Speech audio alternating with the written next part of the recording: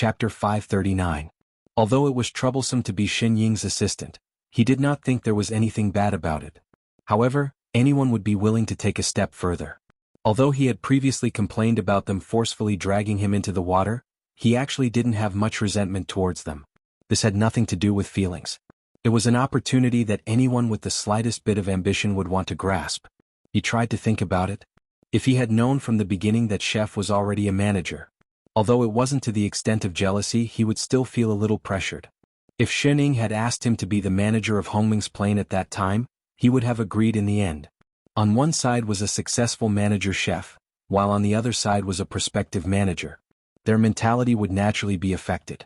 Taking over the plane was so dangerous, so it was better to not know anything from the start. For some reason he suddenly understood why Xin Jing objected so strongly when Xin Ying wanted to take over the plane. It was because she had experienced that period herself, so she was even more afraid that she would be in danger. Xin Jing had always suggested that she reopen the plane. Now that she thought about it, this new plane was indeed a lot easier for her. So, was Xin Ying giving him the safest task? Xin Ying. He suddenly felt a warmth in his heart. Xin Ying turned around. The corners of Lonman's mouth unconsciously widened. The words were at the tip of his tongue, but he did not know how to say them. He felt that no matter what he said, it would be a little pretentious and not in line with his noble persona. Hence he reached out and touched her head. After a while he squeezed out 2 words, silly. He was clearly so lazy that he would starve to death if he wasn't watched closely. But he thought more than any of them. However, she was still a good daughter who knew how to dote on her father. He suddenly felt that he could raise her a little more. Xin Ying was stunned. She looked at the claws on her head and quickly finished the fruit in her mouth. Then she grabbed her storage bag tightly. Father Nyo? Yes. Let's get straight to the point. Can you stop smiling at me? I'm a little confused. She kept having the illusion that she was missing something. Lonman's outstretched hand stiffened, and his expression darkened. His hand, which was originally stroking her hair, turned around and forcefully rubbed her head. He successfully rubbed her hair, which was originally not very smooth, into a bird's nest. Sure enough, she was still that troublesome one. He must have been blind to be touched just now. Xin Ying, I Ching, sigh. Indeed, Father Nyo, who had entered menopause, could not understand it all. When Hong Meng came over with a tired but excited expression, the people from God's domain just happened to be eating. Lone Moon and Xin Ying sat on the left and right of each other. It was as if they were comparing hand speeds. The chopsticks in their hands moved like shadows across the table. More than 10 dishes on the table disappeared quickly. I Ching was standing behind Xin Ying, one hand holding onto her hair, the other holding a comb. He was seriously combing her hair. Perhaps it was because Xin Ying was snatching the food too fiercely, and I Ching's movements were light, so strands of hair slipped through his hands from time to time. He had no choice but to let go and smooth them back from the beginning. He seemed to have been combing for a long time, but he still tirelessly combed his hair over and over again. Hong Meng vaguely felt that something had been stuffed into his mouth. He turned his head and looked at his manager, who was busy fighting for food. Speaking of which, did Boss Lone Moon not feel it, or was he used to it? Ahem, boss. He coughed and couldn't help but shout. Ever since he knew that Lone Moon was their manager, Hong Meng very sensibly changed the way he addressed him. The 2 people fighting for food paused. The 3 people present turned to look at him and then turned back again. The one fighting for food snatched the food and the one combing his hair. It was as if they didn't care about his arrival at all. Hong Meng. He suddenly felt a little heart-wrenching. It wasn't until all the food on the table had been wiped clean, I Ching's hair was tied up, and he began to clean up the bowls and chopsticks that the few of them had time to pay attention to him. Why are you here again? Lone Moon glanced at him. He still looked like that sage-like Taoist. There was no trace of the bold and fierce look he had when he was fighting for food just now. Boss, I've completed the task you gave me. Hong Meng answered with some excitement. In the future, our plane is complete. Who's with you? The corner of Lonman's mouth twitched. He said it as if there was something going on. Hong Meng. He suddenly felt a sense of danger of being fired. What are you here for? Lone Moon asked. Hong Meng then pointed to the plane tree at the side and answered, Boss, the division has been completed. It was only then that Lone Moon turned back to look in the direction of the plane tree. Indeed, the plane tree that was just a small tree earlier was already as tall as the one beside it. It extended out countless branches, and even intertwined with the golden branches of the plane tree beside it. Especially because the purple one was smaller, and the two trees were so close to each other, it gave people the illusion that they were leaning on each other. As the manager, Lone Moon could naturally sense everything that the entire plane tree sensed, including the manager of the golden plane tree, Chef. Lone Moon instantly felt goosebumps all over his body. He subconsciously turned his head and happened to meet Chef's gaze. Their eyes met and they both trembled. Then they turned their heads in unison. Hong Meng, Shining, Sir Boss Lone Moon, what's going on? Hong Meng looked confused. Why did the two of them suddenly vomit? Hey, you don't understand if you're not in the circle. Shining patted his shoulder. Continue growing straight. Hong Meng. What did she mean? Did he miss something? Shining, do these two plane trees need to be so close to each other? Can't they move a little? She made it seem like he was hugging Chef. It looked disgusting. Master, since the purple one is still small, why don't we plant it again? Chef also suggested. Hong Meng's face paled. Don't be rash. Do you really think it's a tree that can be planted everywhere? This is a plane. There's no other way. Shining took out a fruit and said while biting. These two planes were originally close to each other. Back then they were too lazy to run, so they directly opened it beside them. Unless we reopen one. The two frowned. Thinking of Xin Ying's hibernation, they could only give up on the idea of moving the tree. The two exchanged another look, then turned their heads and continued vomiting. Shining went forward to take a look. That newly grown purple tree, compared to the luxuriant one beside it, looked a little pitiful. There were only 1 or 2 visible leaves on the branches. Sir, this plane tree is divided into 3 realms in total. Seeing that the other two were vomiting and really couldn't listen, Hong Meng immediately introduced to Shining like he was presenting a treasure. I divided it according to the boundaries of this plane. Chapter 540. Hong Meng pointed at the plane tree and said, the 3 realms are the human and demon realms, the immortal and demon realms, and the divine underworld. But the human and demon races are weak now and there are not many of them. So I set up boundaries between each realm. Although the 2 races are in the same realm, they are separated from each other. The immortal and demon realms are the same, but no one from the lower realm has ascended yet, so there are no people inside, only some low-level divine races inside. Shining looked at the bare branches. Why are there no leaves? This is because the realms have just been divided, the human race has not yet flourished, and this small world has not formed the 3,000 realms. Hong Meng explained, when the human race grows up, there will be more realms forming the 3,000 realms.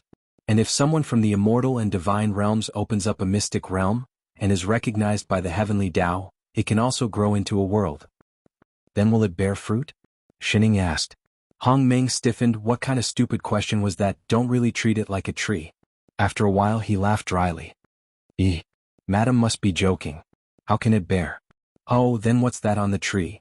Shining reached out and pointed to the middle of the 2 trees, where the leaves were the most luxuriant. Hong Meng looked over and saw that in the gap between the purple and gold, there was a strange red color, and a round object was hidden in the layers of leaves. There's really fruit. BBB boss. Hong Meng was completely stunned and looked around frantically, turned around and pulled Lone Moon saying, Boss, stop vomiting, look at the tree. Fruit, look, there's fruit. What fruit? Lone Moon really could not stand the 2 trees and did not even look in that direction. Hong Meng could only turn him around. It's the plane tree. There's fruit on the plane tree. Never He stopped mid-sentence and the next moment, his eyes widened. Wait, Madam Shining, why are you climbing the tree? Hey, that's the plane tree. Every leaf is a small world, not to mention the fruit. He subconsciously wanted to stop her, but it was too late. Shining had already climbed up, her hand already reaching for the bright red fruit. Wait. You can't pluck that, the realm will collapse. With a plop, the fruit landed in her hands. She then turned to look at him. What did you say? Hong Meng, then nothing happened. No, nothing. As long as you guys are happy, my heart is so tired. Why were the 3 of them so unreliable? He suddenly felt that the future of the 2 planes was bleak. Master. Chef, who had finally recovered from vomiting, walked over and helped the person down from the tree. He glanced at the fruit in her hand. What is this? I don't know. It's an apple, right? Shining looked at the fruit. Why don't we eat it? With that, she opened her mouth and tried to bite it. Lone Moon snatched it from her. Eat your sister. He glared at her, thought for a moment, then took out a bag of pastries and stuffed it into her hand in exchange. Only then did he seriously look at the fruit in his hand. This is obviously a space. Moreover, it was a space even larger than a small world. The strange thing was that his divine sense could not enter it at all. This thing doesn't seem to belong to this plane. I Ching also sensed the otherworldly aura on the fruit. He frowned. Why would it grow on the plane tree? It doesn't grow on the tree. Shining suddenly spoke. The two faltered. What do you mean? Didn't you climb the tree and pluck it? Shining looked down, then turned back to look under the tree. She picked something up and said, it was tied to the tree. The two looked and realized that it was a thin white ribbon. They could not tell what it was made of, but it was glowing slightly like moonlight. Lone Moon pulled it over and looked closely. He found that the ribbon was so light that it seemed weightless, just like real moonlight. This is also not something from our plane. Lone Moon's expression darkened. Could it be that someone secretly tied this fruit to the plane tree when we were not around? But the plane tree and the manager were connected telepathically. If someone did something, they should be able to sense it immediately. To be able to leave this behind without anyone knowing, the other party's ability was definitely not below that of a manager. It can't be another plane manager, right? Were managers mass-produced these days? Father Nyo, can I take a look at this ribbon? I Ching said in a low voice. Lone Moon directly handed it over. He looked carefully at the light on the ribbon. After some thought, he directly sent a bit of immortal chi into it. In an instant, that ribbon floated up and turned into several rays of light. It slowly bent into a row of unfamiliar characters. This is a message? Lone Moon was stunned. It should be an invitation. Shining suddenly said. She stepped forward and reached out towards the white light in the air. Immediately, those characters were disrupted. In the next moment, those characters recombined into words that they were familiar with. There was only a row of eye-catching big words written on it, sincerely inviting the two managers of the Immortal Spirit Plane to join the Plane Alliance Organization, Big Tao Organization. All managers of this organization look forward to your union. Sincerely, greetings. Big Tao Organization instantly. What is this? Lone Moon frowned. What does it mean? A civilian organization of managers? Master, have you heard of this Big Tao organization? Shining replied as she ate her pastry. I seem to have heard of it somewhere. I don't really remember. No matter what, this is specifically related to managers. Lone Moon guessed. Could it be that plane management also has some related organization? Yes. Shining said casually. The administrative committee is it? What administrative committee? The two were shocked. It's the Plane Managers Association. Shining said calmly. Didn't I tell you before? Lone Moon, I Ching, can you change your habit of saying things after the fact? Can you still change it? Tell me about that administrative committee first. Lone Moon took a deep breath. What was with this feeling of helplessness that he was already used to? It's not a big deal. Shining stuffed another piece of pastry into her mouth. Then she said vaguely, it's just a non-official, informal association formed by managers who are familiar with each other. Unless there's a problem, they don't contact each other even if there's a problem. What was with this feeling that it was getting more and more unreliable? Since it was so trashy, then what was the point of building an association? Were they that bored? Basically, the upper planes and planes are completely independent, but sometimes there will be some small interactions between them. Shining then slowly explained to them. In short, it was related to plane transmigration. Sometimes, those people who entered other planes actually didn't mean to invade. They could just enter accidentally. For example, being pulled in by a plane storm, being trapped in a plane gap and so on. Chapter 541. Although people who were accidentally pulled into other planes basically had a slim chance of survival, there were always exceptions. There were even managers or assistants who, when crossing planes, got the wrong direction and transmigrated to someone else's house. At this time, the manager naturally had to bring the person back. This would inevitably cause them to meet the manager of the other plane. This happened so often that the managers found it troublesome. And because the planes existed in different forms, misunderstandings and fights were inevitable. So slowly, the familiar plane managers formed a circle. This was the administrative committee. There were no official managers. Everyone was just in name and did not invade each other. They just had to inform each other when something happened. Back when Kai Tian accidentally entered my sister's plane, it was also because he had connections with the administrative committee that my sister let him become an assistant after he informed them. Shining gave an example, thought for a while, and added, things like plane passes were also thought of by the management committee. Lone Moon's and I Ching's faces darkened.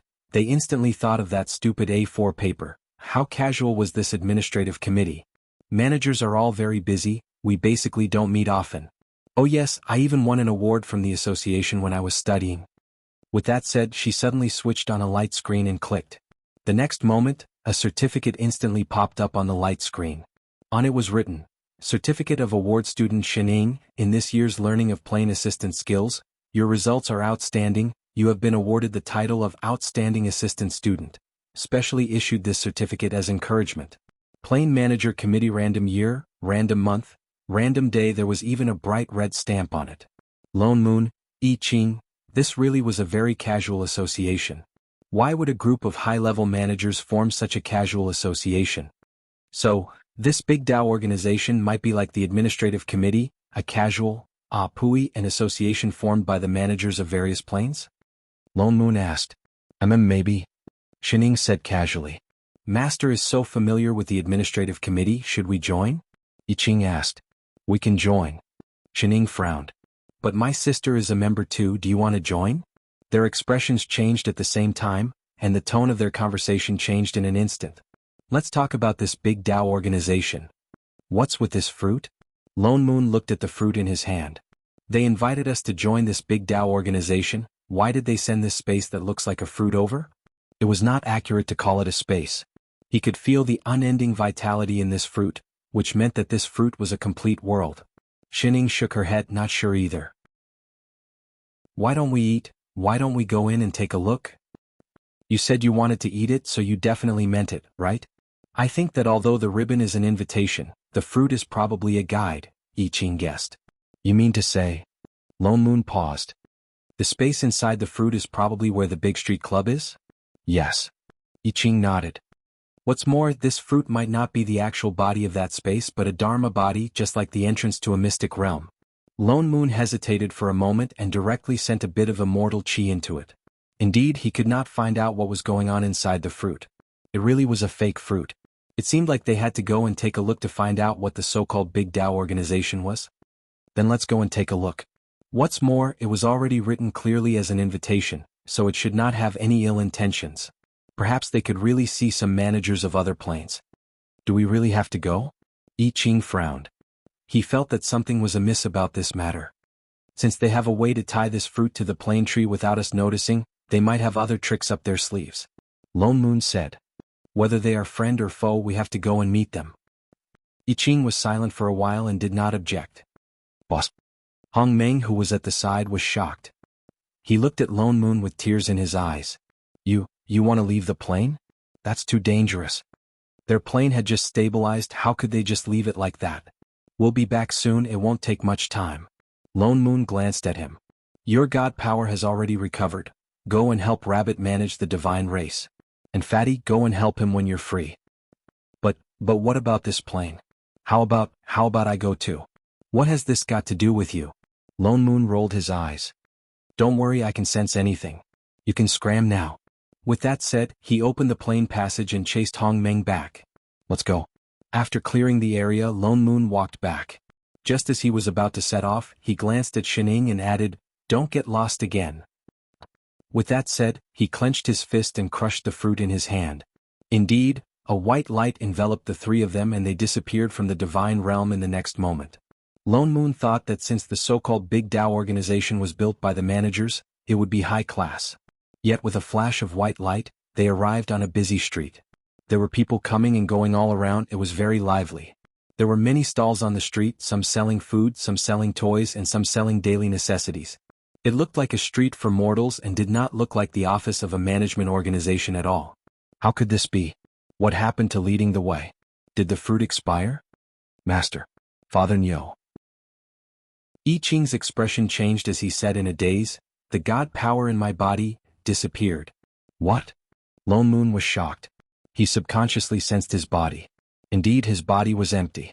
Not to mention god power, there wasn't even a trace of immortal chi. He tried using his spirit power, but there was still no reaction. How could this be? Because it's outside the plane, Xining said. The two of them stared blankly and then reacted. That's right, that fruit didn't belong to their plane in the first place, and this looked like a mortal realm. It was normal that there was no immortal spirit chi. But since that Big Dao organization invited them here, Why did they let them enter this mortal realm? Regret it midway? Did they want to trap them here? But although this place restricted cultivators, they were managers. If they wanted to go back, they could open the plane door anytime. Let's scout around first. Lone Moon looked at the sky and suggested. Perhaps because there was something special about that fruit, they suddenly appeared on the street, but no one was alarmed. It was as if they had been here all along. Chapter 542. The few of them wanted to go out of the city to take a look, but found that the city gates were already closed. There seemed to be some sort of restriction set up by the city, and they couldn't just fly out. Let's find a place to stay first. Lone Moon then turned and led the master and disciple to an inn at the side. Are the two of you eating or staying? The innkeeper immediately came up to them and asked enthusiastically. We're staying, Lone Moon replied. He turned to look at Shining and added, we're eating too. Prepare 3 superior rooms for us, just send the food up. 3 rooms?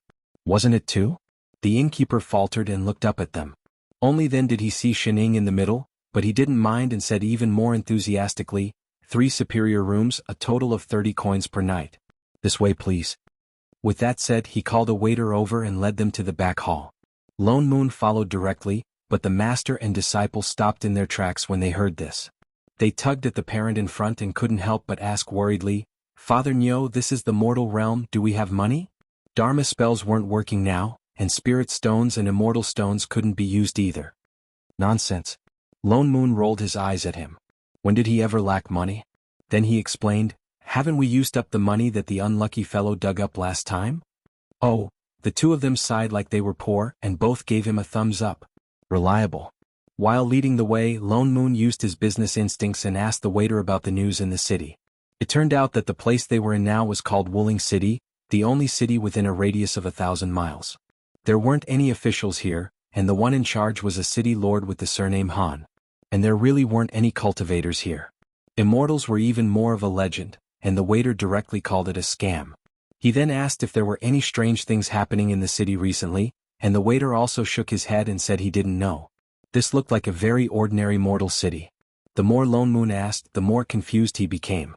He completely didn't know what the so-called Big Tao organization was trying to do by leading them here. None of the people in this city looked like a manager. Seeing that the sky was already dark, the few of them could only stay first. This place is strange and there are no cultivators here.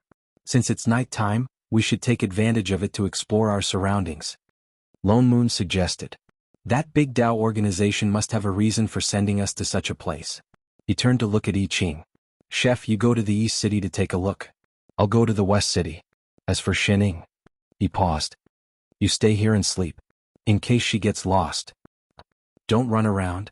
We might not be able to pick you up here. After all, this was another plane. Don't worry, everything will be fine. When she said this, she became even more worried. What should she do? Lone Moon looked at her worriedly. After a while, he got up and was about to go out. Suddenly, he heard light footsteps coming from outside the door. It was as if the footsteps were deliberately light, heading straight to the left. Someone went into the next room. I Ching frowned. The 2 rooms next door were booked by them and the one on the left was his. It was only because Father Nyo had something to tell them that they came to Master's room to discuss it. They couldn't use sorcery here. It was very inconvenient. For a moment they didn't know who it was. Lone Moon also felt that it was strange. Just as he was about to go out to take a look, Chef pulled him. It's coming. Indeed, the footsteps came from the next room and headed straight here. It walked very slowly as if it was weighing its feet. After a while, a figure appeared on the window. It lowered its body. Then there was a soft poof.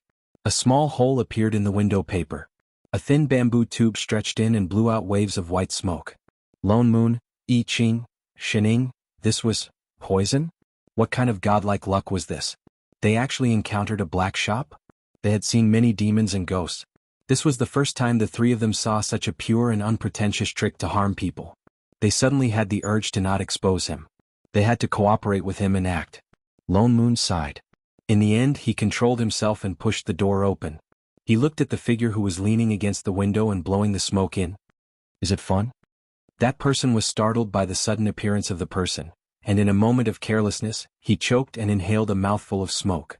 Immediately, he coughed painfully, and then his eyes rolled back and he fainted on the ground with a thud. Father Nyo, who did nothing. He walked forward to take a look. Indeed, it was the waiter who led them in. With this kind of psychological quality, where did he get the courage to run a black shop? I Ching also walked out. Looking at the person on the ground, his expression darkened. What do we do with this person? How would I know? I have no experience in this kind of thing. Lone Moon also looked helpless. I just came out and he choked himself and fainted. I Ching thought about it. Then he took 2 steps forward. Out of habit he conjured a seal. Then he remembered that there was no spirit chi here and he couldn't use sorcery. So he bent his finger and pressed on the person's most painful acupuncture point. Ah! In the next moment, the waiter cried out in pain and sat up like a corpse. He rubbed the place that was pressed and looked up at the two. A look of confusion flashed in his eyes. He immediately woke up. You guys. He crawled backward in a panic. As he crawled he shouted, Wang er ju si. What are you screaming for? Before he finished shouting, 2 more people ran up from the other side. They were holding big knives in their hands. It seemed that they had been waiting below for a long time. I told you to be gentler. No, they're not asleep. They're awake. They're awake. The waiter hurriedly pointed in their direction. There was still panic on his face. Only then did the 2 people look over. They paused for a moment, but immediately came over with knives with fierce expressions. Even if they're awake, we'll still send them on their way. With that said, they raised the knives in their hands and directly slashed. That slash was very ordinary. There was no technical content to speak of. It was so ordinary that it was just an ordinary slash. It had been too long since he saw such an ordinary move. Even Lone Moon felt that it was a little novel. He subconsciously raised his hand and grabbed the tip of the knife. But he accidentally used too much force. There was only a cracking sound. The sharp blade was directly crushed by him. The person holding the knife paled. He looked at his broken knife in disbelief. Only then did he realize that he had hit an iron plate. He turned and wanted to run. Lone Moon didn't say much. He directly knocked the person unconscious. On the other side, Chef also dealt with the other criminal. The waiter who had just woken up was quite sensible. With a plop, he knelt on the ground. 2 heroes, spare me. I won't dare to do it again. I won't dare to do it again. With that said, he began to kowtow. Chapter 543. Tell me, how many people are there in this inn? Lone Moon asked directly. No more. The waiter replied as he trembled. There are only 3 of us in this inn. I was forced by the 2 of them. Lone Moon naturally did not believe him. He was about to ask in detail when suddenly there was a scream. It sounded like a woman's voice. Lone Moon glanced at Chef. It's downstairs. He was about to go downstairs when he instructed, bring Shining along. With that said, he brought the waiter downstairs. He saw that the door to one of the guest rooms downstairs was wide open, and there was a girl sitting on the floor, looking in the direction of the room with a terrified expression. Seeing him coming over, she screamed again and crawled backward. Don't kill me. Lone Moon ignored her and went straight into the room to take a look. Only then did he realize that there was blood on the bed. There was an old man lying on the bed, already dead, his body covered with knife wounds. There was also an open package scattered on the floor. He instantly understood what the 2 people with knives were doing downstairs. He raised his hand and threw the waiter over. You did it. No, it's them. They killed her. I only knocked her out, it has nothing to do with me. The waiter hurriedly argued. Lone Moon could not be bothered to listen anymore. He directly knocked the waiter out and then looked at the girl on the floor. She seemed to be scared out of her wits, looking at Lone Moon with even more wariness and fear. It was only when Chef walked in with Shening that she seemed to react. Perhaps because she was of the same sex, she crawled towards Shening, clutching tightly at the corner of her clothes. She still looked like she was in shock. Shening was stunned. What happened? I Ching asked. Someone was killed, Lone Moon replied. He glanced at the girl on the floor. She should know the people in this room. Let's go out first. I Ching nodded, obviously smelling the thick stench of blood in the room. He glanced at the girl who was still clutching Shening tightly and explained, we are also guests staying here, we will not harm you. The girl was stunned for a moment before regaining some of her senses. She followed them out with a look of horror on her face. The few of them sat down on the chairs in the courtyard. The woman clutched the teacup in front of her tightly. She had finally recovered, but her hands were still trembling. It seemed that she was quite frightened. After a while, she looked at the few of them gratefully. Thank you, everyone, for saving me. She had also realized that the other party was not a cup person. She had escaped death. Don't worry, it's nothing. Lone Moon frowned. Initially he had found it interesting, but now that someone had died, his mood became heavy. Miss, you are also a customer of this inn? Yes. She nodded, took a sip of the tea and then explained, I'm from the South City, and I came here with Grandma Wang from the same village to look for my family. It was only when she arrived that she found out that her family had already moved away. She wanted to stay here for a night before setting off for home. I didn't expect that in the middle of the night, Grandma Wang would. As she spoke, her tears fell. Lone Moon's expression darkened. He didn't expect that this inn specialized in scamming outsiders. Then the people who committed the crime. The girl suddenly thought of something and her body trembled again. Don't worry. Lone Moon answered. They won't wake up until dawn. The waiter said that there were only 3 people in the inn. They shouldn't have accomplices. She heaved a sigh of relief. She turned to look in the direction of the room, and then immediately turned back in fear. With some hesitation she said, This is a murder case. Benefactors, are you planning to report it to the authorities? Report to the authorities? Lone Moon paused, then remembered that such things happened in the mortal world. The police had to be called. You're right, we do have to report it to the authorities. But we're not familiar with this place, we don't know where to report it. Report to the city lord residence, of course. The girl looked at him with some surprise, as if surprised that he did not know such a simple thing. She stood up and pointed in the direction of the east. The city lord residence is in the east of the city. There's no curfew in the city now. We have to quickly inform them. Lone Moon thought about it, then stood up and said, I'll go alone. He turned back to Chef and said, Look after Shining. Chef nodded. Only then did he turn and walk out. Instead, the girl was stunned. She looked back and forth between the 3 of them. Weren't they looking after those fainted criminals? Why were they looking after this girl? Once Father Nyo left, he did not return for 4 hours.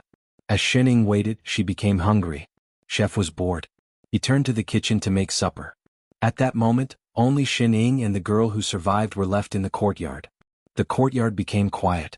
The only sounds in the courtyard were the sound of a certain person chewing on fruit and the occasional sound of cooking in the kitchen. Want some? Shining handed a fruit over. The girl was stunned. She hesitated for a moment before taking it. Thank you, Mississippi. Perhaps it was because she was frightened, but there was still a trace of fear in her eyes.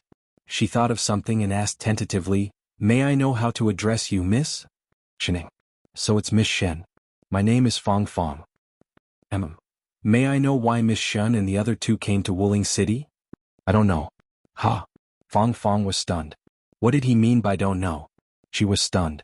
She did not take it to heart. She casually said a few more words. Seeing that she was focused on chewing on her fruit, it was not good for her to ask more. The atmosphere became cold. She suddenly felt a little restless. After thinking for a moment she said, The weather is cold tonight. How about I make a pot of tea for you? Sure. Shining nodded. She then stood up and walked to the front yard. At that moment, Shining was the only one left in the huge yard. Chef's supper was not ready yet. She was bored waiting. What's more, this city was built by the river and connected to the sea. The other side of the yard was a view of the river. From time to time, there would be a gust of wind from the river, carrying a faint sharp moan, as if someone was singing in a low voice. Shining was stunned. She subconsciously looked back and saw that a figure had appeared on a rock by the river. It was a man with long dark green hair. He looked very flirtatious. His upper body was bare but his lower body had a huge fish tail. He was sitting on a rock by the river, singing in a low voice while smiling at her seductively. Shining only took a glance, then turned back and continued chewing on her fruit. That man was stunned for a moment as if surprised by her reaction.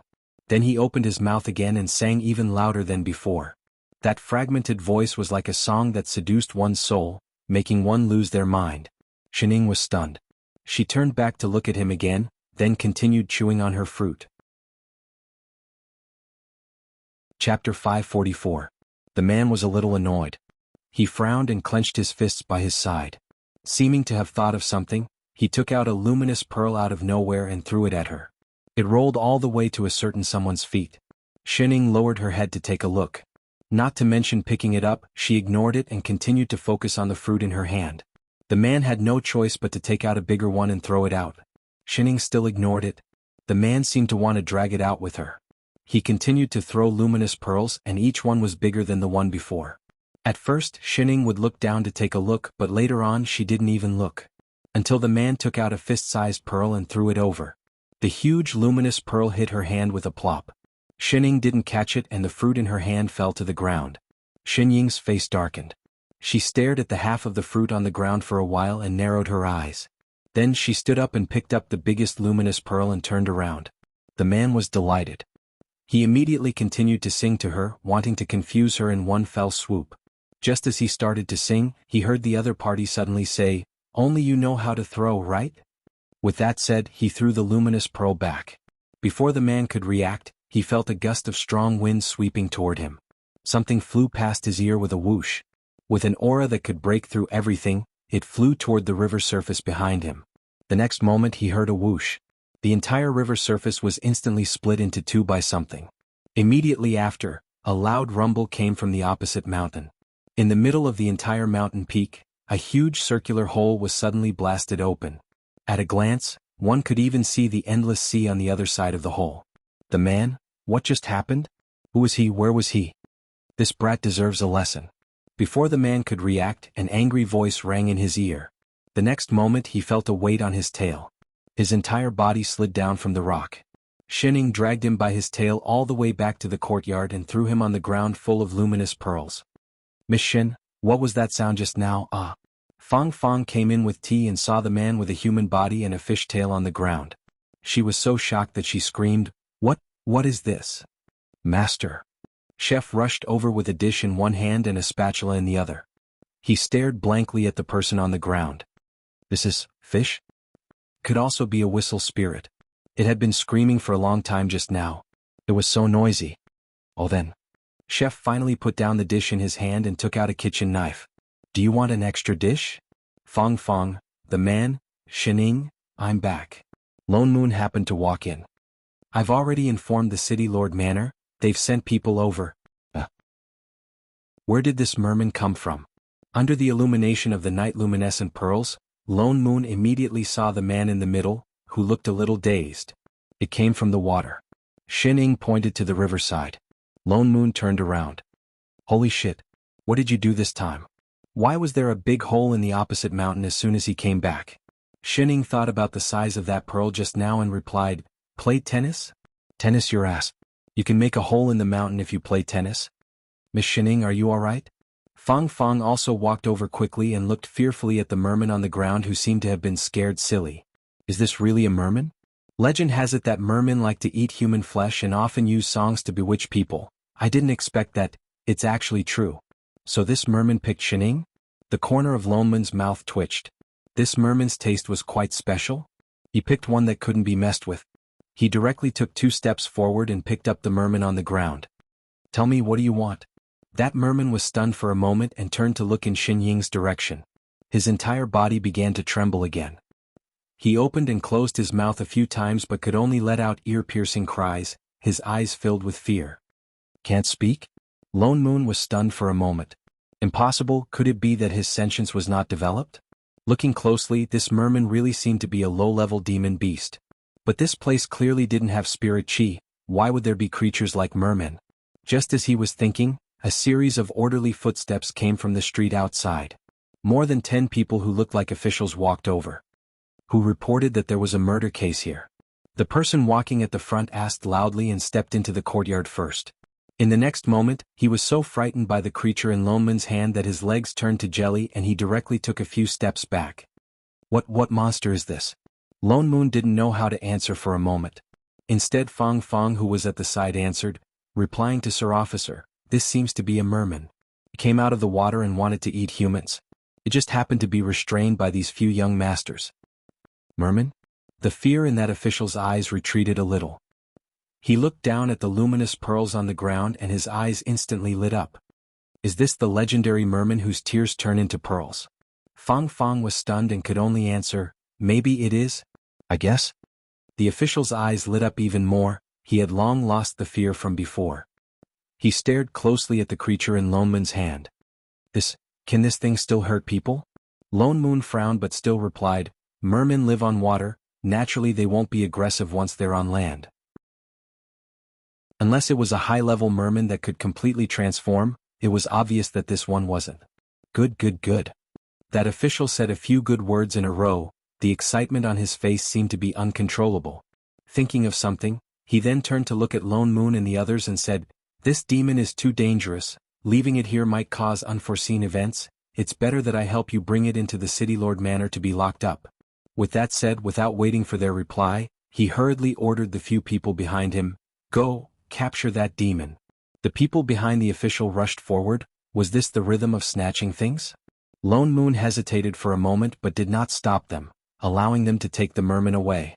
"Sir, then the murder case here." Seeing that they were about to leave, Fong Fong came forward with some anxiety. Only then did that official remember his purpose of coming and hurriedly said, "The matter here, the person who reported the case just now has already explained very clearly. Don't worry, those people who murder for money, the City Lord will naturally deal with them." With that said, he asked for the location of the 3 people in the shop, and conveniently brought the 3 people who fainted away to be locked up as well. He didn't even confirm the whole story again, as if he couldn't wait to go back. It seemed like he was curious about that merman whose tears turned into pearls, and wanted to bring it back personally to verify. Even the officials of the City Lord residence were so careless.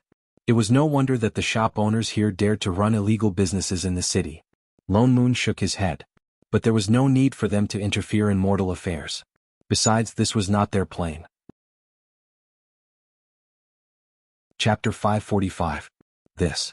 Fong Fong, on the other hand, looked at them with a confused expression. "It's getting late." Lone Moon looked at the sky. Those officials were busy presenting treasures to the City Lord. It seemed like he couldn't be bothered with them. "The matter has been resolved. Let's rest first." With that said, he pulled Shin Ying and Chef upstairs, taking away the dishes on the table. The girl couldn't say anything more. She turned and found an empty guest room to stay in. "Did you hear? Last night, a huge hole suddenly appeared in a mountain. It's hundreds of feet wide. How can we not see such a huge hole? That thing appeared overnight. And it looks very flat. It doesn't seem man-made. Rumor has it that someone heard an immortal voice from the sky last night. That voice was dreamy and illusory, like an immortal song from the 9 heavens. In that case, could that huge hole be a miracle from the heavens? An auspicious sign. Definitely. Otherwise, who would have the ability to dig through the mountain and leave such a huge hole in one night? It can only be that an immortal descended last night. Then isn't this a blessed city? Early in the morning, the entire city was talking about the huge hole that suddenly appeared in the middle of the night on the other side of the river. And the more they talked about it, the more mysterious it became. Some even swore that they saw an immortal with their own eyes. In an instant, that huge hole became a miracle. Many people even wanted to cross the river to burn incense and worship it. Lone Moon, Shining, I Ching, all right, to a certain extent, it really was done by an immortal. While he was reporting the case last night, Lone Moon actually investigated the city. But the result was the same as before. This was a mortal city. It was no different from other places. There were no other places that had anything to do with managers. So he decided to go out of the city to look around. If he still didn't find anything, he would return to the plane first. Anyway, they weren't particularly interested in this big Dao organization. But just as they were about to leave the city, they were stopped by someone. It was a familiar person. It was the official who brought people to investigate the case last night. But a merman was taken away. This time he didn't look as arrogant as before. He smiled kindly. "Everyone, the City Lord invites you." "City Lord?" Lone Moon faltered. It must be because of that mermaid. It seemed like this official had really offered that mermaid to the City Lord. After thinking for a moment, he didn't decline. He nodded and followed the official. After a while, they arrived at the largest building in the City Lord's mansion. Last night, when a person came to report the case, he just explained the situation at the door and went back. At this moment, the 3 of them were invited into the mansion and brought to a reception hall. There was already a person sitting inside. Upon closer inspection, it was the girl who survived yesterday. She seemed to be called Fong Fong. "Miss Shen, 2 young masters, why are you here too?" Fong Fong also looked at the 3 of them in surprise. "Miss Fong, why are you here?" Lone Moon asked. This morning they had parted ways and left that inn. Didn't she say she was going back to her hometown? It was the officer at the city gate who said that the City Lord had given the order to bring me here. Fong Fong replied. Lone Moon frowned. The City Lord's voice could be heard from outside the door. In the next moment, a middle-aged man walked in hurriedly. His eyes lit up when he saw them. He quickened his steps and walked over excitedly. "You were the ones who found that mermaid?" Lone Moon and Chef exchanged a look before stepping forward and answering. "We were the ones who found it." Insolence. The moment he finished speaking, the person beside suddenly shouted. "You actually don't bow when you see the city lord? Don't mind this kind of empty courtesy." The city lord waved his hand. He became even more excited. He sized up Lone Moon and turned to look at I Ching beside him. Satisfied, he said, "I can tell that the two of you have extraordinary skills. It's no wonder that you could catch the mermaid who has always been cruel and seductive." Actually, it was Shining who caught it. Yet the city lord was even more enthusiastic towards them. His eyes were filled with curiosity. "I wonder if the few of you can tell me how you caught it?" Lone Moon was stumped. He couldn't possibly say that Shining had smashed a hole in the mountain first and scared the mermaid silly before catching it. "We've all learned some martial arts before. We met this mermaid by chance. That's why we caught it." Lone Moon could only make up a story. "I see." The city lord was obviously excited and did not suspect anything. "It seems that Mr. is also an extraordinary person." "You're too kind, city lord. It's just a small trick." "You don't have to be so humble, mister." The city lord became even more excited. "To be able to catch such an extraordinary creature, how can you be an ordinary person? Don't worry, I'll remember your contributions. I'll definitely reward you handsomely." "Thank you, city lord. It would be a waste not to accept money that was delivered to his doorstep." He smiled even more happily. He looked at the two of them again. Something flashed across his eyes. "I see that the few of you are foreigners. Since you have such skills, why don't you stay in my residence and seek a future?" he suggested directly. After thinking for a while, he added, "To be honest, I've always been very fond of such rare beasts. I've collected many in my residence. But this is the first time I've seen someone who could catch a mermaid in the sea. I really value talent." So he wanted to hire thugs. Lone Moon smiled. "Thank you, City Lord, for your kind intentions. But the few of us have important matters to attend to. We're just passing by this city. It's really not good for us to stay." His expression darkened instantly. He seemed to be displeased with his rejection. "You have to think carefully. If you stay in my residence, riches and glory will be at your fingertips. Isn't that better than you running around everywhere? Hope you understand, City Lord." Lone Moon still replied. "We do have important matters to attend to." The City Lord's expression darkened even more. After a while, he continued smiling. "Don't be in such a hurry to make a decision. I see that the few of you are also knowledgeable about alien races. Why don't you follow me to the rare beast garden to take a look at those alien races I've collected? Then you can make your decision?" With that said, he turned and walked out without waiting for their reply. The guard beside him who was carrying a knife took 2 steps forward. He looked like he was waiting for the few of them to move. Lone Moon and I Ching exchanged a look. Something flashed in their eyes at the same time. They then followed, pulling Shining along. Fong Fong, on the other hand, had a look of panic on her face. She had no choice but to follow them. She walked carefully beside Shining. The rare beast garden that the city lord mentioned was not far. The few of them followed him through a few courtyards. Finally, they turned into a courtyard with a completely different style. The courtyard was huge, but it was filled with rare treasures. The roadside was filled with all kinds of exotic flowers and plants. From time to time they could see all kinds of odd-looking creatures passing through. There were deer with flowering branches on their heads. There were cats that could speak human language. Strange beasts with strange appearances.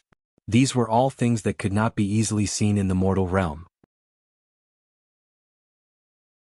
Chapter 546.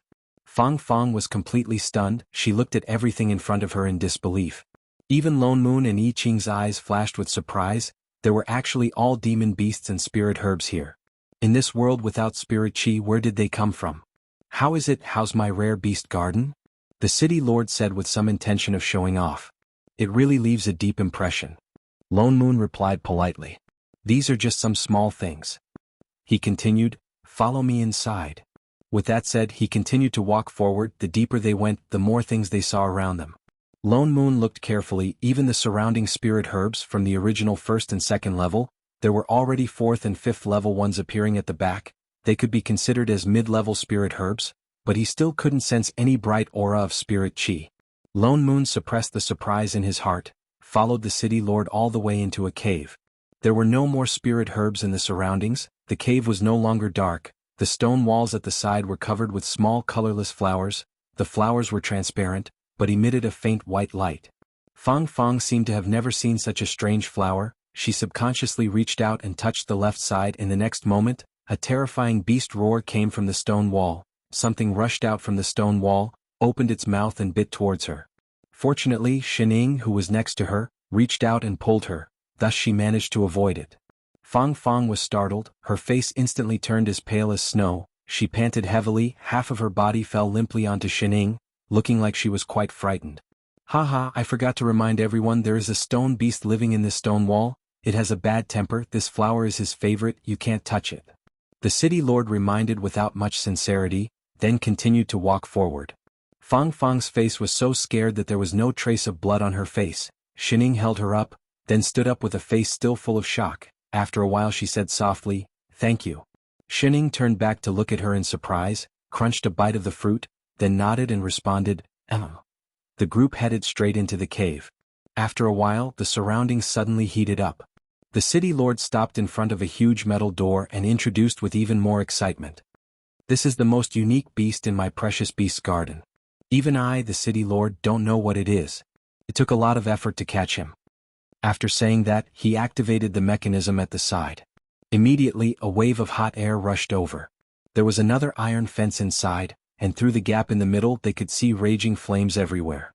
And in the middle of the raging flames, there was a giant beast that was as tall as 3 people lying inside. This was a 7th grade flame beast. Lone Moon hurriedly turned to look at I Ching. Seeing him nod, he hid the shock in his eyes. There was a 7th-ranked demonic beast but no spiritual chi. Interesting. How is it? The city lord looked at them again and said, "I was even able to capture such a monster, which shows the power of my city. Have you changed your mind and decided to stay and work for me?" The city lord is naturally powerful and rich enough to rival a country. Lone Moon smiled and said, "But we really don't want to stay here. It's not convenient for us to stay in the city for long. We can only let down your good intentions." The city lord's expression darkened even more. A guard at the side spoke up directly. "You actually don't know how to appreciate favors. It's really too." Before he could finish, the city lord raised his hand to stop him. His eyes darkened as he smiled and said, "All right, since you don't want to stay, then I won't force you. You can leave." "Thank you, city lord." Lone Moon gave Chef a look and turned to walk out. But the city lord and that guard behind did not follow, as if they really intended to watch them leave. But they had only taken a few steps when they suddenly heard a cracking sound. Their feet suddenly sank and the originally flat road disappeared directly. The 4 of them fell down together. They could still faintly hear the curses of a certain city lord from above. "Unappreciative things serves you right to become food in the mouth of a monster." Among the 4, the most panicked one was not Fang Fang. She screamed directly. Lone Moon and I Ching were long prepared. Chef directly turned and hugged Shining, who was beside him. Lone Moon also grabbed Fang Fang, who had a look of horror on her face. They landed on the ground in a few leaps. The sound of water splashing could be heard beside their ears. Lone Moon directly took out a pearl and shook it. Their surroundings lit up instantly. Only then did they see clearly that they were standing on a protruding rock. Below them was an underground river a few meters wide. In the river, hideous-looking strange fish jumped out of the water from time to time, revealing their mouths full of sharp teeth. Fang Fang's expression was even uglier. She instantly broke free from Lone Moon's hand and hid behind Shining as if she was used to it. What is this place?" The few of them did not answer. Instead, I Ching looked at her tightly, holding onto his master's hand. He frowned and pointed to the right after a while. "Father Nyo, over there." "W? What over there?" Fang Fang's face was still full of horror and confusion. "Why did the city lord suddenly lock us up here? He didn't want us to live in the first place." Lone Moon explained casually. "He probably didn't want outsiders to know about the mere people he obtained. So those of us who know either become his people or become dead people who can't speak." Fang Fang's eyes widened abruptly. Her face was full of disbelief. She didn't seem to think that the dignified city lord would do such a despicable thing. Lone Moon had long guessed that the city lord was not a good person. Otherwise, why would that shop owner open a shady shop in the city so brazenly? The reason why they came over here was because he had looked around the entire city yesterday. Only the city lord's abode had not been searched. So he just went with the flow and came to take a look. But he didn't expect that there would really be a discovery. A place without spirit chi would actually grow spirit herbs and high-level demon beasts. This was really too strange. In addition, when they saw that 7th-level demon beast just now, he and Chef felt a trace of spirit chi at the same time. Originally, it was not impossible to take advantage of the situation and pretend to agree to the city lord's enlistment. But it was too troublesome. Not only was it a waste of time, they also couldn't investigate openly. They might as well just fall out with him. But they didn't expect that this trace of spirit chi would coincidentally appear in this underground river. It was a pleasant surprise. It was a pity that the spirit chi was too weak. In addition, this place was strange. Their spells couldn't be used. Naturally, they didn't have to use their divine perception to investigate. It was very troublesome. But as long as they could find the source of that trace of spirit chi, they would probably be able to find out what exactly was going on in this place. However, this woman called Fong Fong was going to suffer an unexpected calamity. "Master, let's go," I Ching said and directly carried Shining. With a few leaps, he used the protruding rocks on both sides of the underground river to move forward along the direction of that underground river. Chapter 547. Miss Fong, sorry for the offense. Lone Moon also glanced at Fong Fong and brought her along to follow, but he was carrying her. The two of them were very fast, but they still followed the flow of that underground river for an hour, and still did not see the end of this underground river. By right, even if it was an underground river, it should flow into a river or into the sea. They must have long left the perimeter of that city, but still did not find the end. Chef, who was leading the way, suddenly paused and turned to look at the stone wall on the right. "What's wrong?" Lone Moon also stopped. I Ching turned back to look at him. "The direction has changed." Lone Moon was stunned and felt carefully. Indeed, the spirit chi that had been following the river just now suddenly made a sharp turn and entered the stone wall at the side, and seemed to be even thicker. I Ching thought about it, then took a few steps back and put down the person in his hand. "Master, wait here for a while, don't get too close." With that said, he stuffed a fruit into her hands. "Oh." Shining took it and took 2 steps back. Lone Moon also hurriedly pulled Sister Fong Fong back. Only then did I Ching take out a long sword from his storage bag, and focused on the stone wall at the side and slashed hard. Instantly there was a loud crash, though he could not use sorcery, but Chef's swordsmanship still broke the entire stone wall in an instant. Large pieces of rubble tumbled down with a rumble, revealing a passage that was forcefully slashed by the sword chi. "Let's go, master." I Ching kept his sword and then turned around. Shining followed. Wait for me." Fong Fong hurriedly took 2 steps forward, still following behind Shining with some shock. Lone Moon could only walk at the back. The passage that Chef temporarily split open was not very wide. At first it could only allow one person to pass through, but for some reason the further in they walked, the wider it became. Only the surroundings became even darker. Even the illumination bead in Lone Moon's hand seemed unable to illuminate the surroundings completely. Fong Fong's expression became more and more flustered, and she followed even faster, and even subconsciously pulled Xin Ying's hand. What exactly is this place?" "I don't know," Xin Ying replied as she continued to chew on her fruit. There was no hint of panic on her face. It was as if she was not in an unknown and dangerous place, but had come specially to explore. Fong Fong took a look at her, and for some reason she wasn't that afraid anymore. "Miss Shen is really brave, even I'm not this nervous." She revealed a kind smile and suddenly seemed to have thought of something. "Oh yes, I also bought a few pears on the street this morning. Since Miss Shen likes fruits so much, would you like to try some?" After saying that, she directly took out a pear from her bag. Shining didn't look at the pear. Instead, she turned her head and looked straight at her. She didn't respond for a long time. When the other party thought that she was going to reject him, she suddenly smiled and nodded. "All right. Thank you." After saying that, he took it. You're welcome." Fong Fong smiled back at her and turned to look ahead. Suddenly, her expression changed as she said, "Hey, is there light in front? Is it the exit?" With that said, she pulled Shining with a look of pleasant surprise and took 2 quick steps forward. Indeed, not far away there was suddenly a white light, and it was getting brighter and brighter. At the same time, a thick wave of spirit chi rushed towards them. I Ching and Gu exchanged a look behind them and quickened their steps. "Great, we can finally go out." Fong Fong was even more delighted. Her face was full of excitement. The white light in front of them was increasing, but it didn't look like sunlight at all. Instead, it looked like a large patch of moving light spots. This is... She stopped in her tracks and looked in front of her in shock. All she saw was a large patch of thick white in front of her. She couldn't tell what it was, as if countless light spots had gathered together and covered the ground. It was flowing slowly as if it was a white spring. In a blink of an eye, everything around them disappeared. It was as if they were transported to another time and space. Everything around them was dark, leaving only that patch of white in front of them. What is this?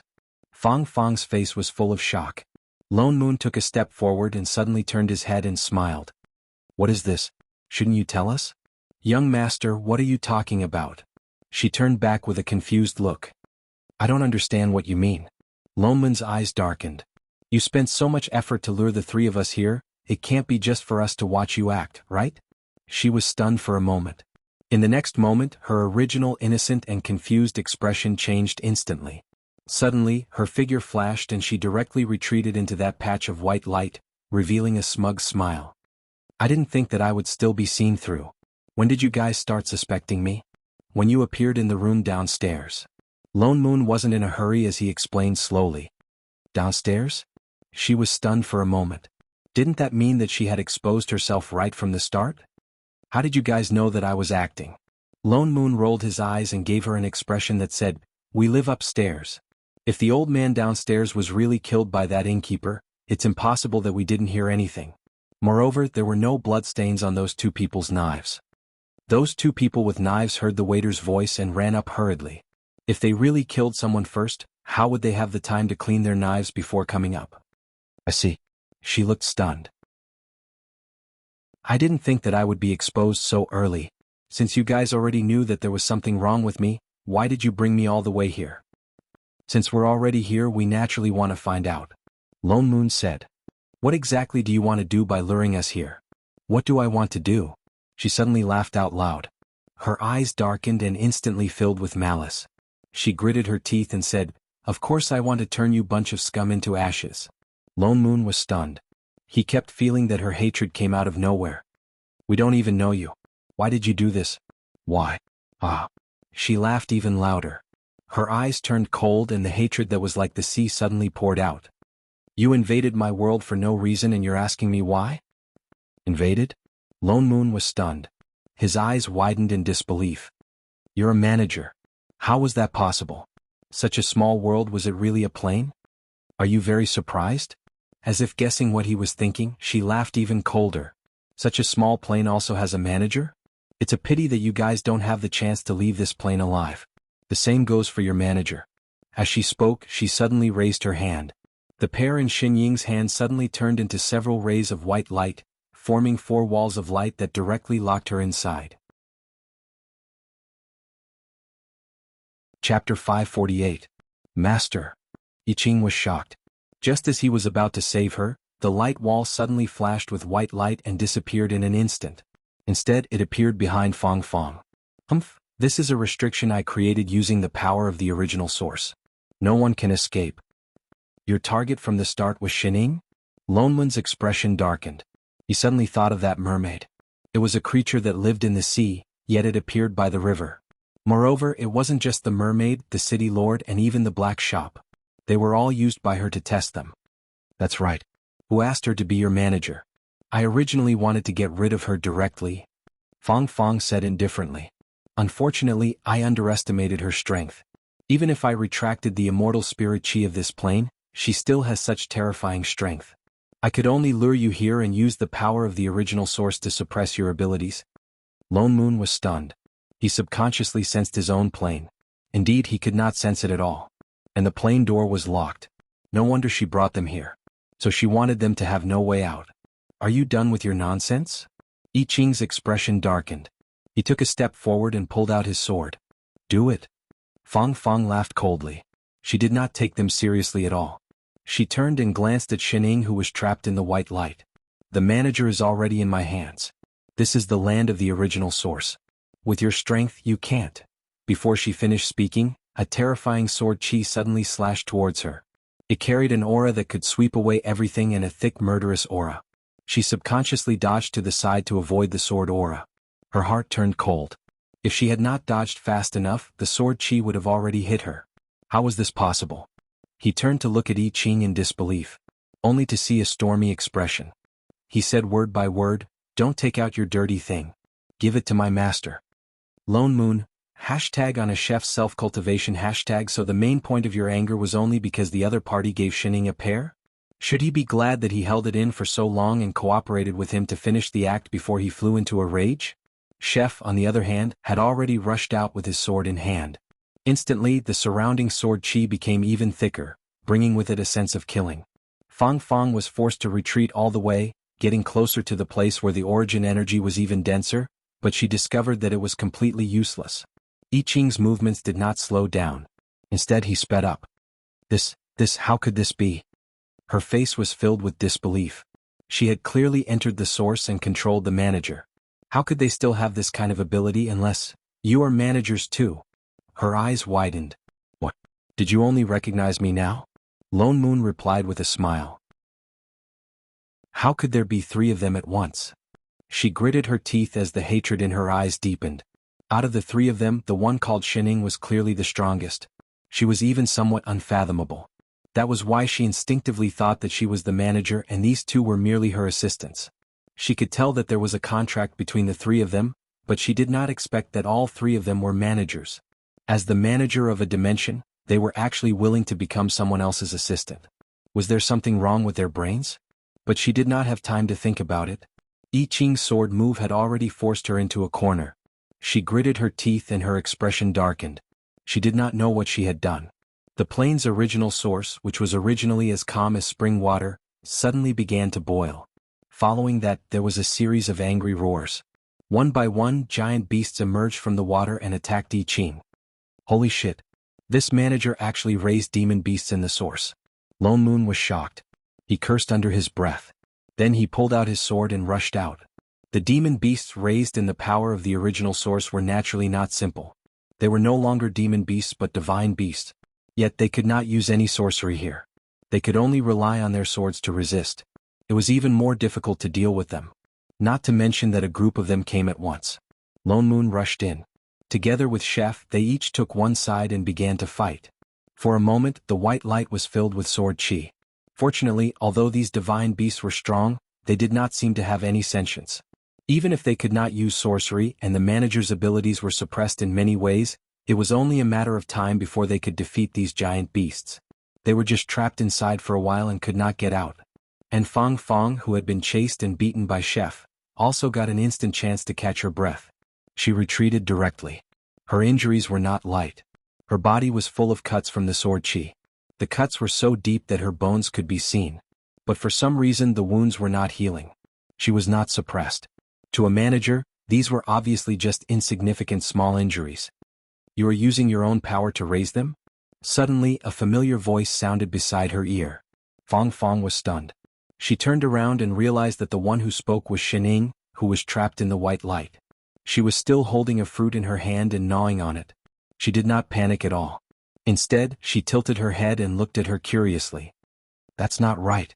She suddenly changed her words. I should say, you are using your own power to nourish this broken plane?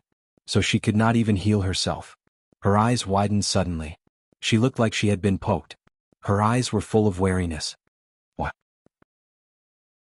Shining continued. She would not be able to hold on much longer if this went on. Why? She stood up as if her embarrassment had turned into anger. The hatred in her eyes was about to overflow. She gritted her teeth and roared. I want my plane to not collapse. I want the living beings in my world to live. I want them to be swallowed by chaos. You murderers of the Big Tao organization, what right do you have to ask me why? Big Tao organization? Shining frowned. We are not.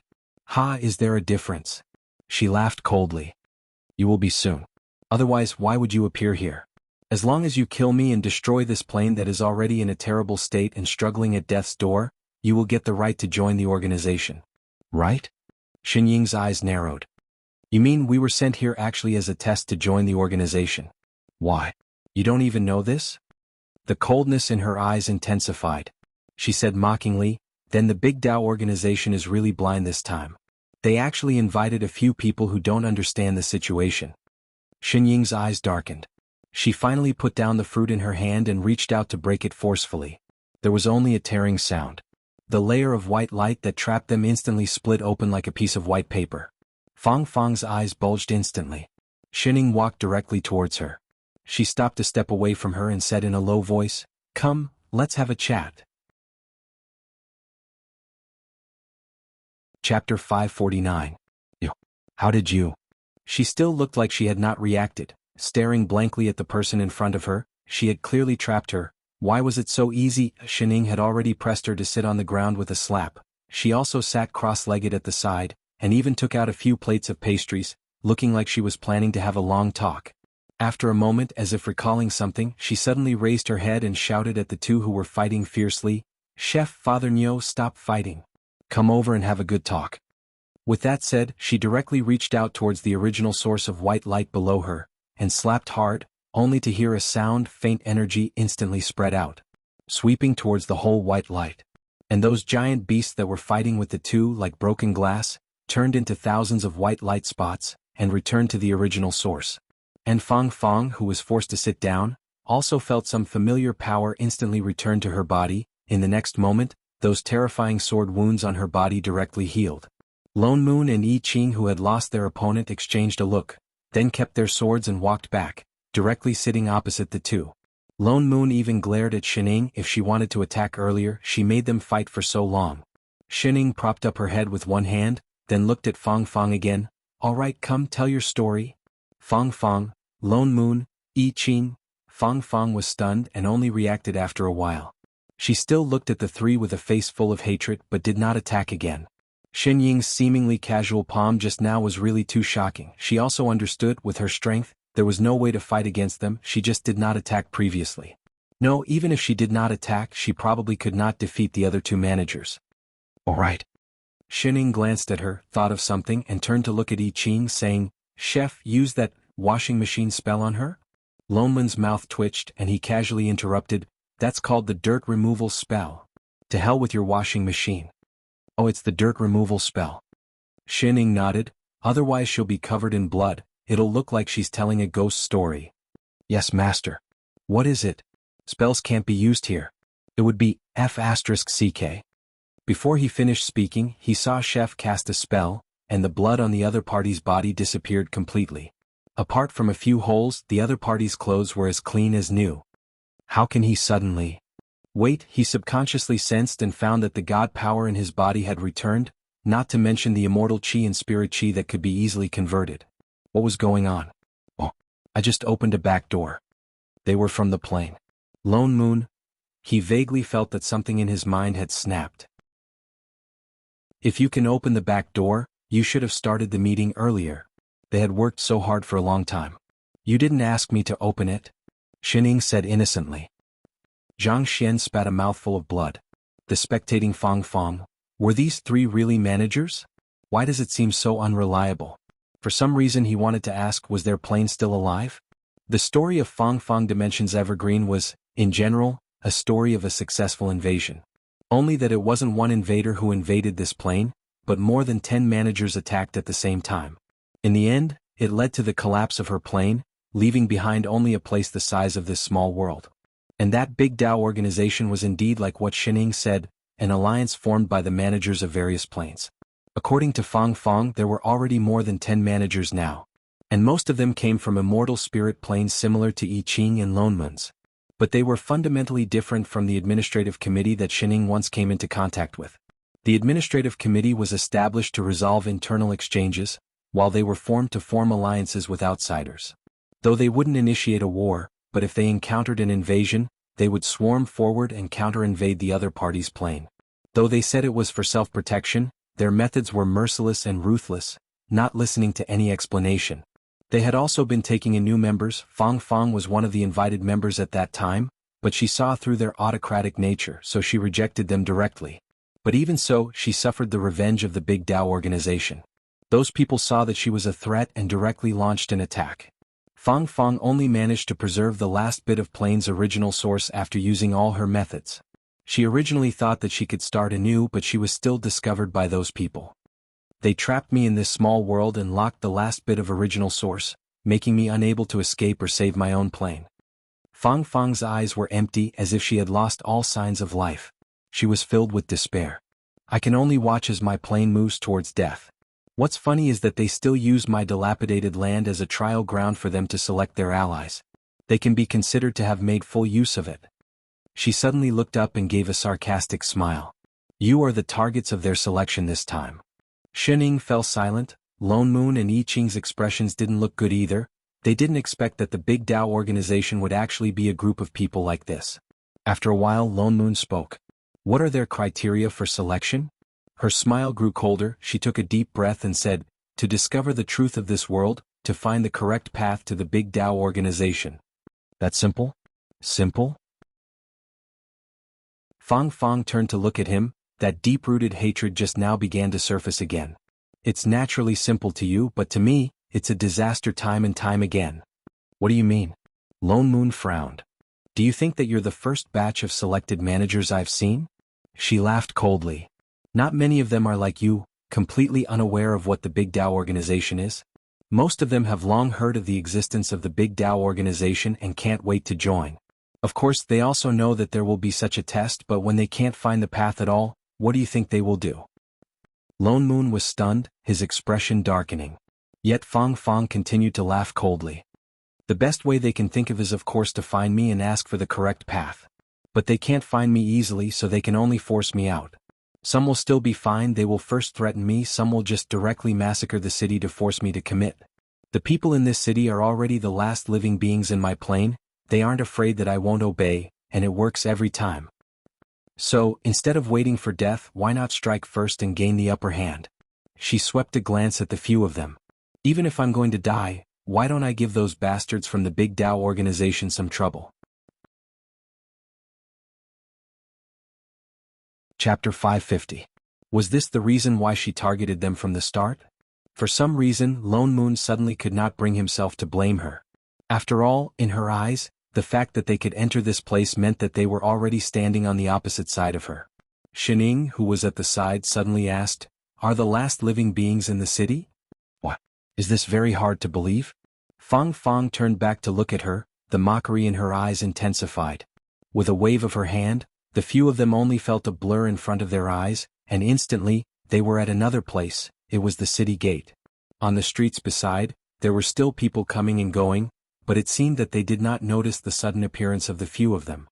Don't you want to hear a story? Then go out and verify it yourself. Fang Fang said with some self-abandonment. With that said, she did not wait for the few of them to reply, and directly left the city. The three of them exchanged a look and followed. This time, the guards at the city gate did not stop them. As if they could not see them, they went all the way out of the city. The moment they stepped out of the city, the scenery in front of them changed instantly. The original green mountains and clear waters outside the city were all gone. Instead it turned into a void, as if a layer of camouflage had been removed. The inside and outside of the city seemed to be two completely different worlds, directly separated from a few meters away from the city gate.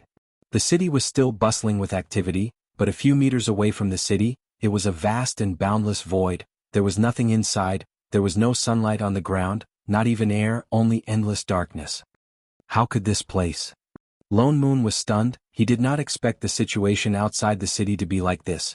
No wonder she wanted to stop them from leaving the city previously.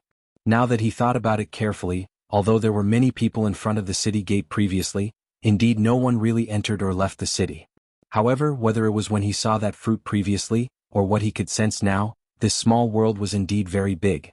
There should be a wider world outside. Why was there only one city left?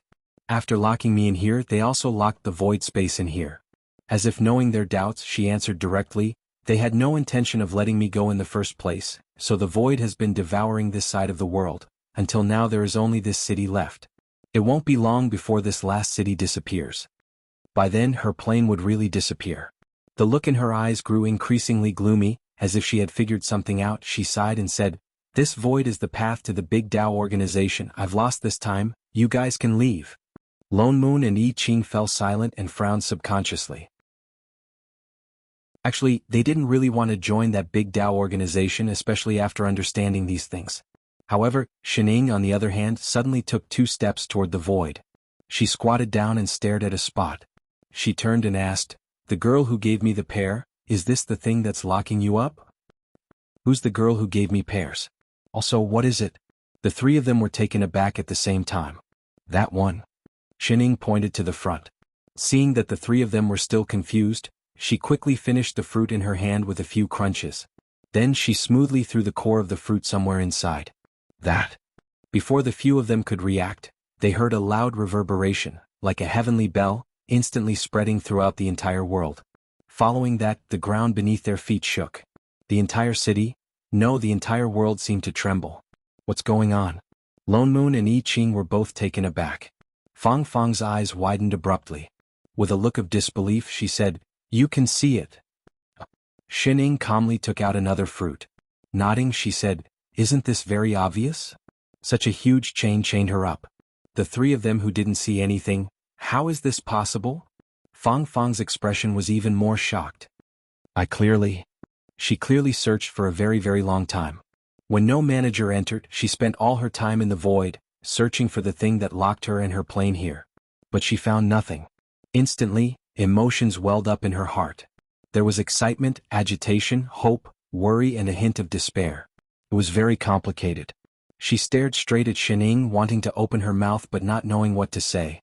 Do you need me to pluck it out?" Xining suddenly asked.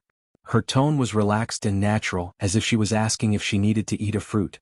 Fang Fang's entire body shook. She looked at her in disbelief. A huge joy flashed across her eyes. A moment later, it sank again, becoming even more complicated. "You have to help me." "What?" She clearly only wanted their lives from the start. "Huh?" Xining was taken aback. She seemed to have just thought of this question. She was stunned for a long while. Did she need a reason for this? She could only push Lone Moon beside her. "Father Nyo, give a reason." "How would I know?" Lone Moon glared at her. Then he replied casually, "Just take it that we're nosy?" Yet her expression became even more complicated. She clenched and unclenched her fists a few times. The remaining hatred in her eyes instantly disappeared completely. She closed her eyes and took a deep breath, as if she had let go of something. After a while she said, "Forget it.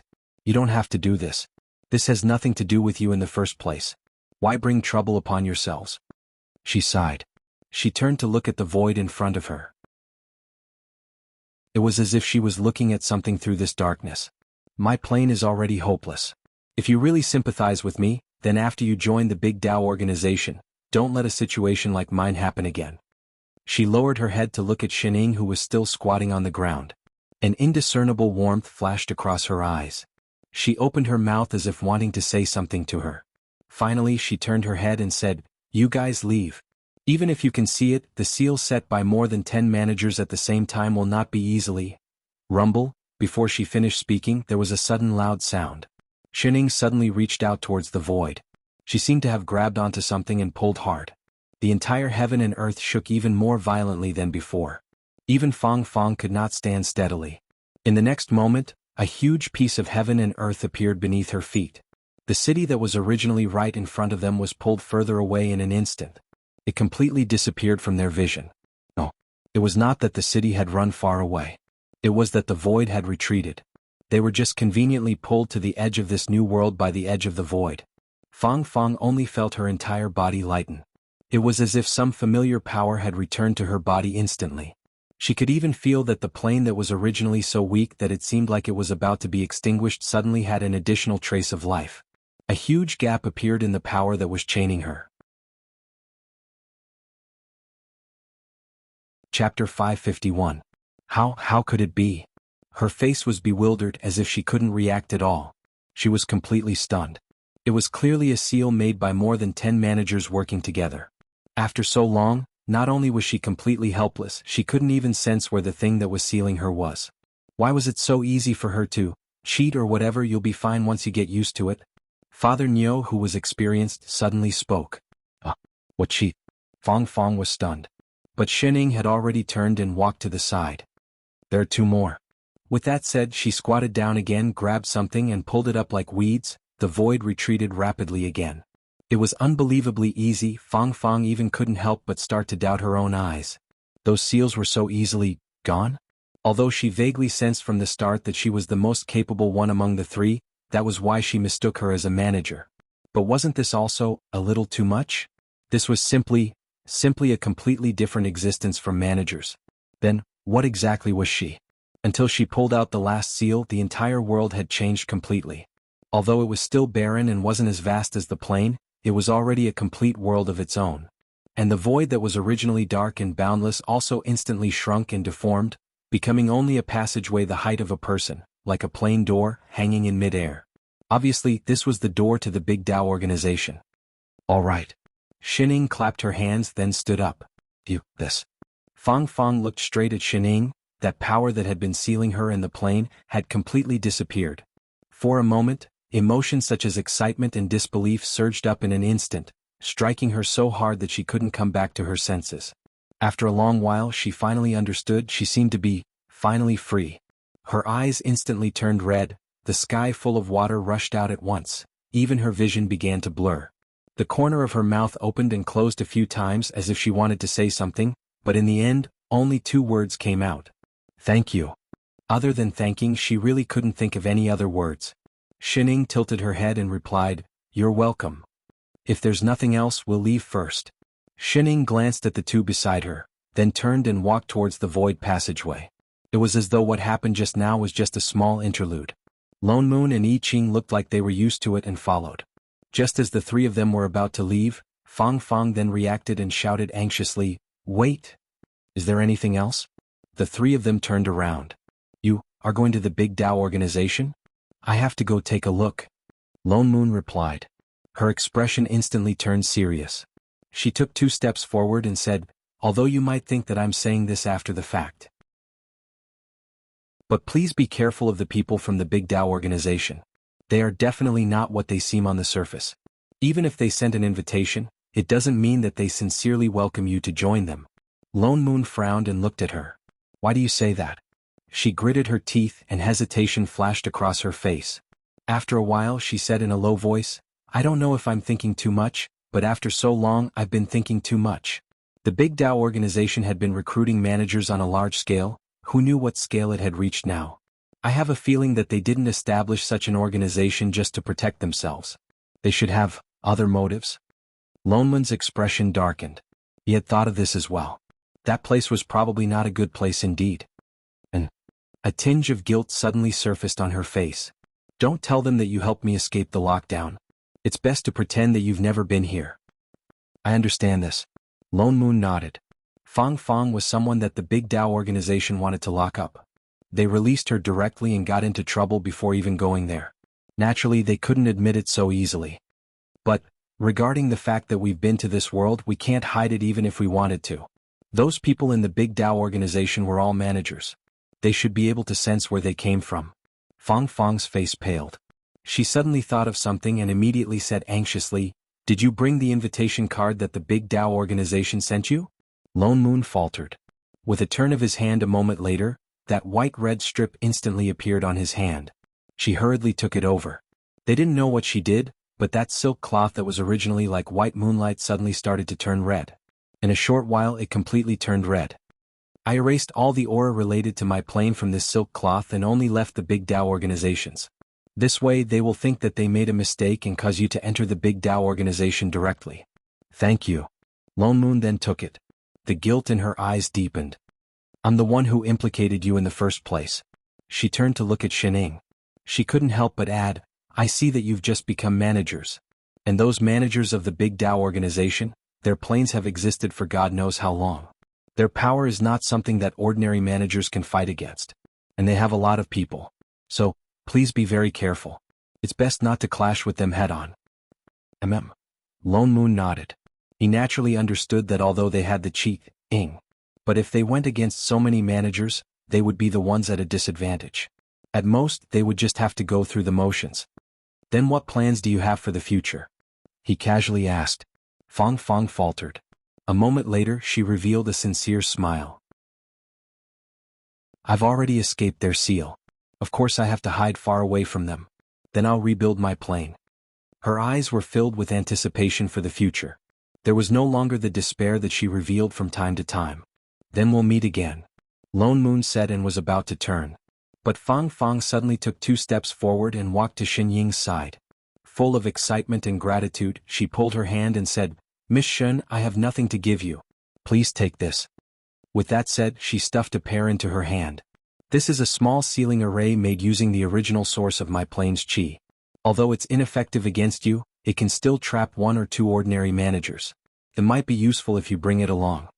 Xining looked at the pear in her hand. Can it be eaten? Fang Fang faltered. No, no. Oh. Xining raised her head disinterestedly. But since it was a gift, she didn't stuff it back. Thank you. Then she stuffed it into Father Nyo's hand. No, I should be the one thanking you. She didn't mind. She reminded them a few more times to be careful. Sister Pear, goodbye. Her surname wasn't Pear. The few of them then turned and passed through the tunnel. They disappeared. Fang Fang stood where she was. With a heavy expression, she looked in the direction where the few of them disappeared. Hopefully they would be fine. Chapter 552. After the few of them walked into the black tunnel, their eyes lit up in the next moment. The scenery around them changed and they arrived at another world. This was a completely different world. In front of them was a mirror-like water surface, but there was not a single ripple on it. The clear blue sky and white clouds in the water made them feel like they were walking in the sky. The sky wasn't just filled with blue skies and white clouds. There were tens of thousands of stars, but they weren't scattered all over the place. Most of them were gathered together and emitted different dazzling colors just like many plane trees. The surface of the water stretched as far as the eye could see, and it was completely empty. There was only a huge palace standing on the surface of the water in front of them. It was very strange. It looked very grand and it emitted a faint white light as if it was made of light. The whole world was filled with a thick energy. It did not seem like God power, nor was it immortal spirit chi. But it felt familiar as if it was the power of a manager. The three of them exchanged glances before walking toward the palace. With every step they took, ripples would form beneath their feet, spreading to the entire surface of the water. As long as they lifted their feet, a crystal-clear white flower would bloom at the spot they had stepped on. It was hard to tell what it was, but it was exceptionally beautiful. Even Lone Moon was shocked. Flowers bloomed with every step. This was very cool. No wonder it was a place built by a manager. It looked quite tall. Is this caused by athlete's foot? Xining suddenly asked. Lone Moon stumbled and almost fell on the ground. Instantly all his cool seemed to be crushed into pieces. Two unspeakable gazes landed on a certain someone in unison. What's wrong? Xining continued eating her fruit, looking at the two of them blankly. Lone Moon, I Ching, it felt like all his cool would be revealed in front of Xining. Father Nyo, you're the biggest. Xining pointed to the flower beside Lone Moon's feet. Shut up. You're the one with the biggest athlete's foot. Your whole family has the biggest athlete's foot. Wait.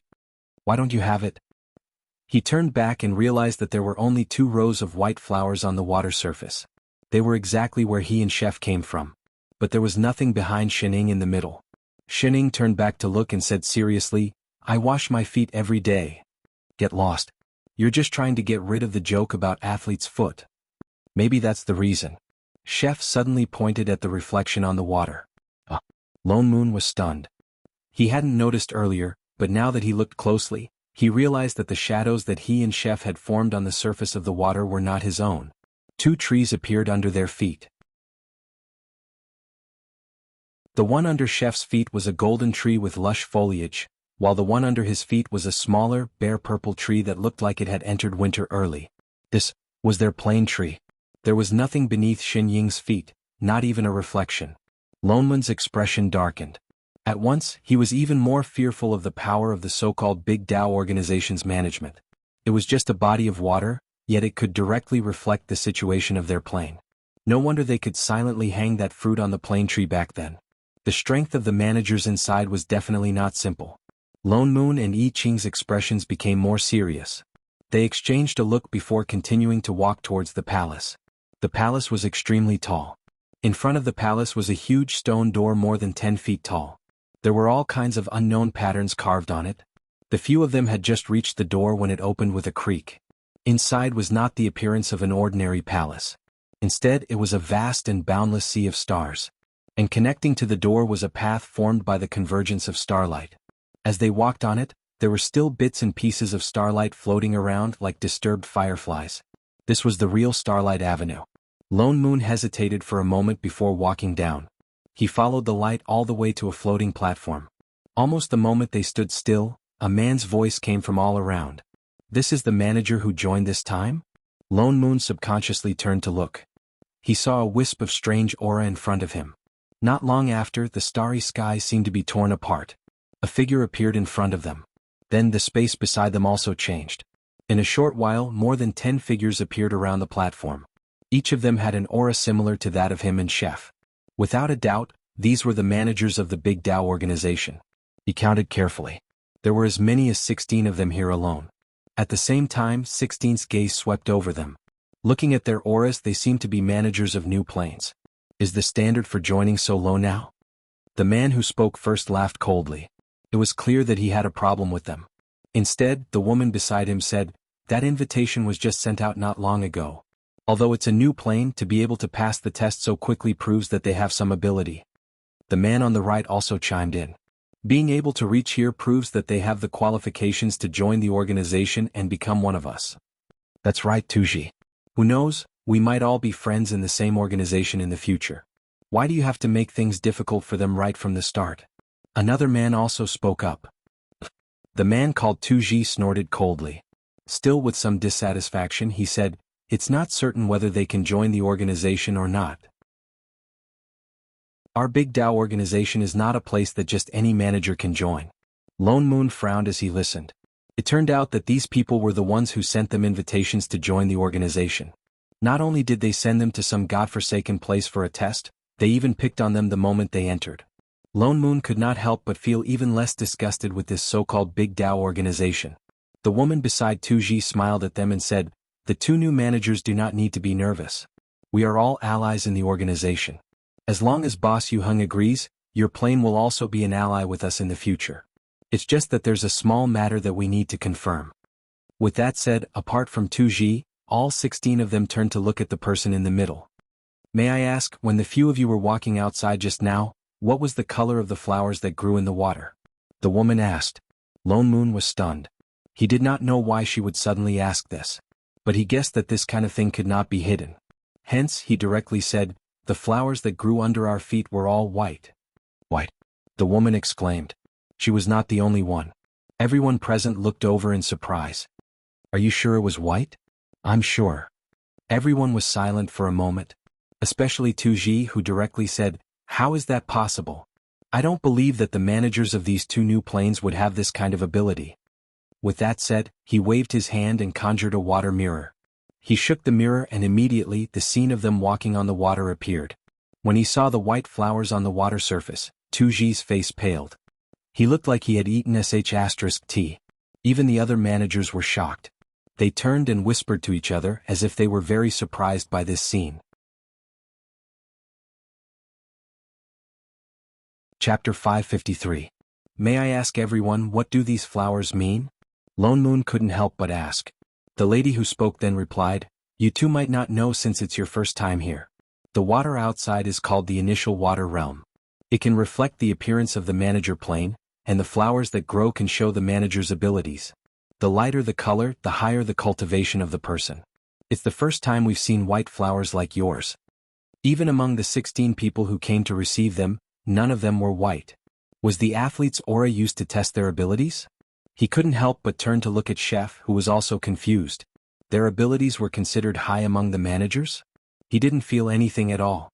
Moreover, if the higher the ability, the lighter the color of the flower, then why didn't Shining even bloom? What was going on? Maybe it was because of the athlete's aura? Pui? Because of the flowers? The 16 people on the platform looked at them with much friendlier expressions. Even Tuji, who was looking for trouble at the start, didn't mock them anymore. "Looks like I have to congratulate the two of you in advance for becoming members of the Big Tao organization." The lady's gaze became more passionate. Lone Moon held it in but didn't say anything to object. Naturally, he didn't want to join this Big Tao organization. One look and he knew it wasn't a proper organization. But Sister Fong Fong was right. There was no need to clash with them. He wasn't afraid of them. What's more, they had the plane behind them. If they joined forces against them, who knew what would happen? This was also why they made this trip instead of going back directly. They might as well pretend to join first. "With such abilities, it's no wonder you passed the test so easily," the lady continued. At the same time, she raised her hand to conjure a seal as if she wanted to do something. "As long as Boss Yu Hung." She suddenly paused. "What's wrong?" Seeing that her expression wasn't right, the people beside her instinctively asked. The small testing world disappeared. Everyone faltered. After a closer look, their expressions changed as well. They all turned to look at the person in the middle. Their passionate expressions just now all turned cold in an instant. The lady scanned the two of them from head to toe before saying in a low voice, "Both of you, we just sensed that the small testing world suddenly went out of control and disappeared without a trace. I wonder if you could tell us what happened when you passed the test?" "It's here." Lone Moon stared blankly for a moment before replying, "Test? What kind of test are you talking about?" He looked as if he didn't know what was going on. "How do I enter this society? Do I need to go through a test?" "You didn't enter the test?" The woman glanced at him suspiciously. "Then how did you get here?" "Of course it's because of the aura on your invitation card." Lone Moon took out the red ribbon that he had prepared earlier and activated his immortal chi. The ribbon floated towards the other party. The woman took it and glanced at it, and her face instantly darkened. On the other hand, the manager named Tuji laughed out loud as if he had found something to use against them. "Ah, I really thought they passed the test so quickly. Turns out they didn't even enter the test." After saying that, he looked at the woman mockingly. "Xiaoyun, how could you make such a small mistake? Let's see how you're going to explain yourself when boss arrives." "You." The woman glared at Tuji angrily. She looked at Lone Moon and I Ching with a look of reproach. She was no longer as enthusiastic as before. "What do you guys think we should do? Are we going to accept them or not?" The others exchanged looks. They didn't expect to make such a mistake. Before he could say anything, Tuji had already started yelling. "Of course not. Those who don't pass the test can't enter the society. That's the rule." Tuji glanced at them. "It's the same no matter how strong they are." "Then what do you think we should do?" Xiaoyun was also angry. She glared at him. "No wonder there's a new test. The small world for the test has already disappeared. Anyway, we can't let them enter the society so easily. What's more, they're people you found." "You." Seeing that the two of them were about to start arguing, someone beside them suddenly said, "Stop arguing, the two of you. Boss is here." The two of them's expressions changed. They stopped arguing at the same time. The next moment, a special suppressive force appeared in the air. This suppressive force was so strong that it was completely different from that of a manager. Even Lone Moon and I Ching were stunned. They subconsciously turned to the right. They saw the space in that direction distort. A man dressed in black suddenly appeared. He was dressed in a long black robe that was embroidered with ancient, light-colored patterns. His long hair flowed down his back like silk. He had sharp eyebrows and bright eyes. He was very eye-catching. He looked even better than the human form of Radish. However, there was a hint of coldness in his eyes. The suppressive force just now was coming from his body. This must be the boss Yu Heng that those people were talking about. Lone Moon and I Ching couldn't help but be wary. This was not an ordinary manager. "Greetings, boss." The 16 managers present all bowed in his direction. Their expressions didn't look like they were showing respect to their colleagues. They looked more like fear. "What's the matter?" Yu Heng asked directly. Xiaoyun's expression changed. She stepped forward and explained, "Boss, there's a problem with the two managers we just invited. They came here without going through the test. Coincidentally, the small world for the test has disappeared. We can't bring them back for the test, so what's the problem?" Yu Heng asked directly. Xiaoyun's face turned even paler. She handed over the red ribbon in her hand. "Boss, it's my mistake. I tied the teleportation coordinates on the invitation card wrongly. Please punish me." Yu Heng glanced at the ribbon. His expression turned even colder. He took it and asked, "What do you plan to do?" Xiaoyun said hesitantly, "They're not bad." She was just about to tell them about the white flower. "Rules are rules." Tuji suddenly rushed out and continued arguing. "Boss, people who haven't passed the test can't join the Big Dao organization. We can't break the rules. Otherwise, wouldn't anyone be able to join? We can't just let them go back, can we?" "Go back?" Tuji snorted. He scanned the few people in the middle with evil eyes. "Go back for what? Have you ever sent anyone who hasn't joined the Big Dao organization back?" Xiaoyun paused. She seemed to have thought of something. "You mean, they broke the rules? Of course they have to pay the price." Tuji's eyes suddenly lit up. He looked straight at the two of them. "Anyway, their plane is just a newborn plane that isn't that important. The powers of these two can be used to nourish the waters outside. Wouldn't it be better to help other members increase their powers?" Chapter 554. The moment he finished speaking, everyone's eyes lit up. They looked at Lone Moon and the others as if they were sheep waiting to be slaughtered. Lone Moon frowned. He immediately understood the Big Tao organization's motive. So this is how you recruit members? He felt disgusted. He scanned the crowd and laughed coldly. What Big Tao organization? It's just a large-scale plane invader group. What did you say? Tu Ji's expression darkened. I said you are a bunch of scum. The friendliness on Lone Moon's face disappeared, replaced by anger. Suddenly he felt that the idea of muddling through was a little stupid. On one hand you're thinking of recruiting people into the society, but on the other hand you're trying to kill someone else's plane. I'm sure there are more than 1 or 2 managers who have been tricked to die here by you. They took the initiative to invite others, but forced others to undergo some sort of test. What's more, according to Tu Ji's words, those who did not pass the test became vengeful spirits that nourished the water body. And Fang Fang, who rejected them from the start, had her entire plane destroyed. In other words, they would die if they agreed and they would die if they didn't. Was there such an organization in this world? He did not want to clash with them at first, but they had no intention of letting them off. In that case, what difference did it make whether they compromised or not? What you are doing is no different from invaders. Lone Moon laughed coldly. No. You are worse than invaders. In any case, the other party was invading openly, but you guys still want to use the Big Tao to cover up your shame. Great Tao? What Tao is your Great Tao? The Tao of annihilation? You? Tu Ji was furious. He glared at Lone Moon, but Yu Heng had not said anything. It was not appropriate for Tu Ji to make a move. He could only look at him inquiringly. Boss. Yu Heng's gaze landed on the person in the middle. That's right. Rules are rules. He clenched his fist and the red ribbon on it turned into dust. His expression darkened. What's more, not only did they go to the test site, they even let that small world escape. What? The others were shocked. They were in disbelief. They were the ones who let that small world escape. Do you think I won't be able to tell by dispersing its aura? He frowned and continued, since you were the ones who set the testing ground free, then other than using your lives to nourish the water, your plane will become the next testing ground. Yes. The 16 of them answered. Lone Moon could not be bothered to argue with him. Both he and Chef summoned their swords. That would depend on whether you have the ability to do so. So what if they had more people? In the next moment, the other side had already swarmed forward, and their figures were like afterimages as they charged towards the 2 of them. 8 on your left, 8 on my right. Chef summoned a sword array to block the first wave of attacks. After giving instructions, his figure flashed and he attacked with his sword. Something's wrong. Lone Moon suddenly took out something and threw it at the opposite side.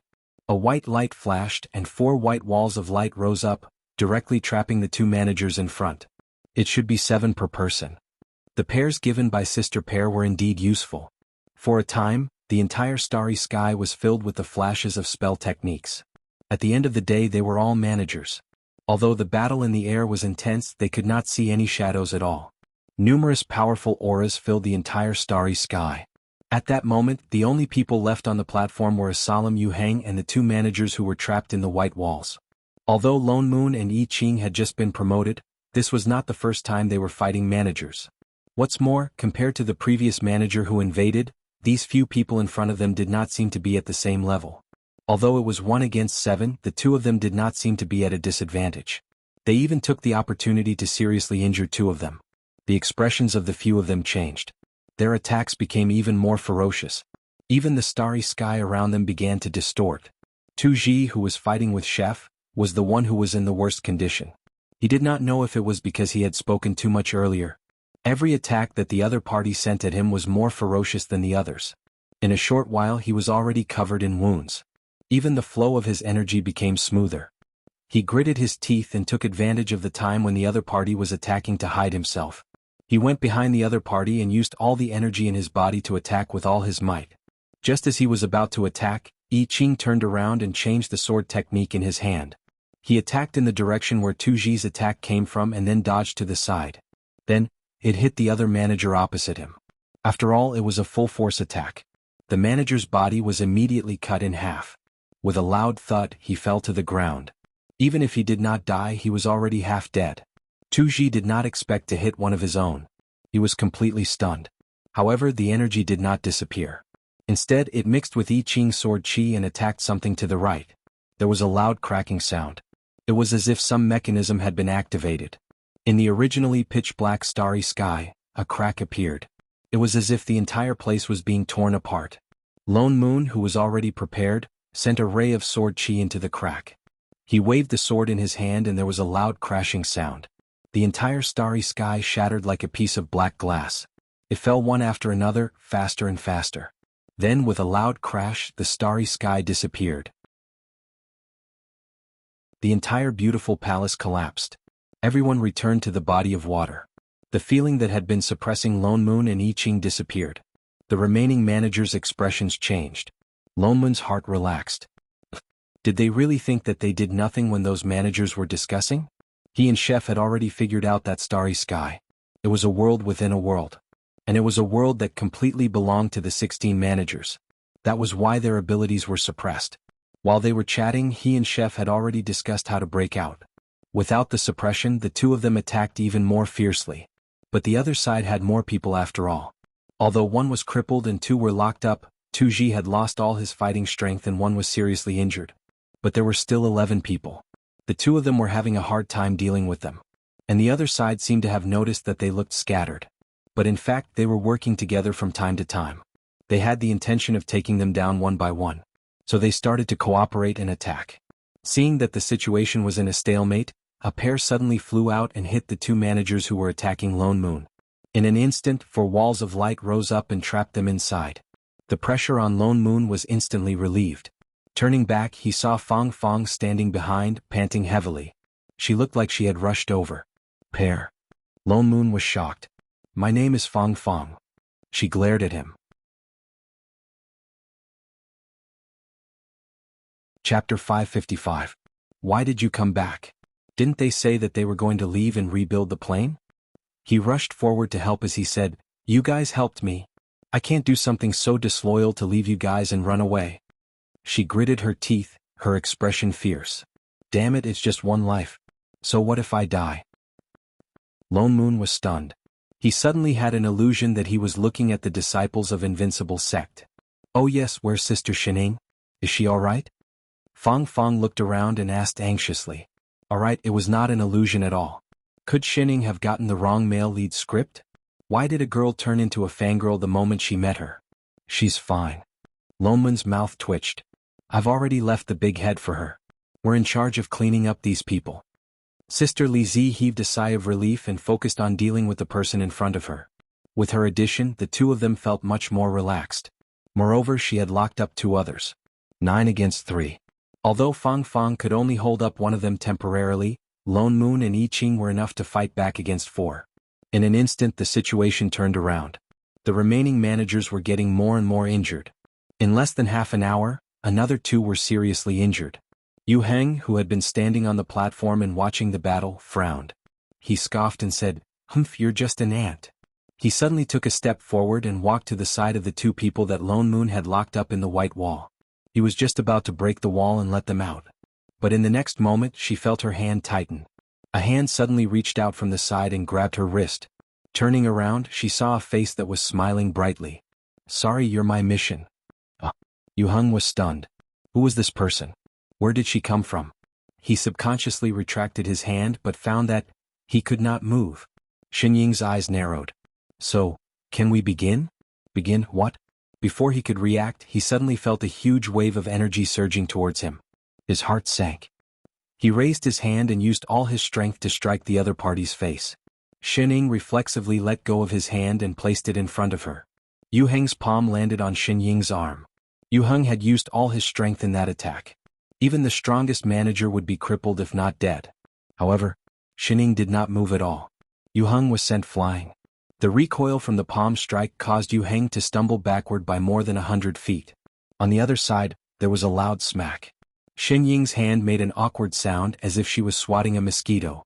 Yu Heng, Xinying, Yu Heng was shocked. He looked at the person in front of him in disbelief. She had actually blocked his attack. Who exactly are you? That was a good question, but she didn't know how to answer it either. So she asked back, why do all of you as villains like to ask the same question? Yu Heng's face darkened. Instantly, his embarrassment turned into anger. I don't care who you are. Don't even think about leaving here alive today. His expression darkened. His entire aura changed. The frightening aura around him suddenly became 10 times stronger. As if knowing that the other party was not easy to deal with, he used all his strength. She had blocked his attack at such a close distance just now without a scratch. This proved that she was only good at close combat. As long as he kept his distance, the other party might not be his match. Is that so? Suddenly, the other party's voice rang in his ear. The person who was more than 100 feet away just now was directly behind him. He did not even see the other party's figure clearly. In the next moment, an air pierced through the air. He felt a sharp pain in his back. There was also a faint sound of something breaking. His entire body was like a cannonball that had been released. He flew straight toward the water, creating a huge wave that swept out in all directions. At the same time, the few managers who were fighting with Lone Moon, Fang Qi and Fang Qi were also swept up. Lone Moon, Yi Qing, Fang, weren't they a little unnecessary? Master. Yi Qing kept the sword and retreated. Lone Moon and Fang flew toward Shining. Shining, are you alright? Fang asked worriedly. Shining hesitated. As if only just noticing her, she waved a hand in greeting. Hey, pear girl. Fang froze. Was that pear the only thing she remembered? The huge wave finally stopped. Yu Heng, who had been sent flying, finally stood up shakily. However, he was the only one standing up. The managers who had been hit by the wave could no longer get up. Yu Heng was also seriously injured. The punch on his back was secondary. All the energy in his body seemed to have been scattered. He could not gather it at all. Even standing up was a little difficult for him. He was shocked. His eyes were filled with hatred and caution as he stared at the person in front of him. He never thought that the other party would have such terrifying power. He could not withstand just one blow. Who was this person? This was not the power of a manager at all. Could it be? He seemed to have thought of something. His face paled instantly. His eyes widened and he looked at Shining in disbelief. You are a monitor? What? The four of them were stunned. What was this? Yu Heng thought that they had admitted it. His gaze became even more vicious. Even his originally pleasing face became slightly twisted. Humph, I never thought that there would really be a monitor. The fear on his face deepened. Suddenly, he gritted his teeth as if he had made up his mind about something. If that's the case, I can only give it my all. I want to see if you, the monitor, are really as the rumors say. His expression changed. The aura on his body became thicker and thicker. Even the surrounding waters seemed to be stimulated by something and started to boil. Lone Moon was stunned. He suddenly had a bad feeling. What's wrong? Fang was also shocked, but in the next moment she felt her whole body sink, as if there was some terrifying pressure sweeping over. Her legs trembled, she felt her blood and qi churning, and instantly had the illusion that she was about to be crushed. Shining, who was still at the side, pulled her along, some kind of gentle energy covered over, only then did her whole body relax and she stood up straight. Turning around, she saw that Lone Moon and Yi Qing were also looking very serious. Suddenly, the ground beneath Yu Heng's feet seemed to have been dyed black. A large patch of black began to spread. The water that had originally seemed to contain the blue sky now looked like it had been dyed with black ink. It spread across the entire body of water. In an instant it was about to reach their feet. Lone Moon's heart sank. He subconsciously turned around and was instantly shocked. The managers who were locked up have disappeared. Shining.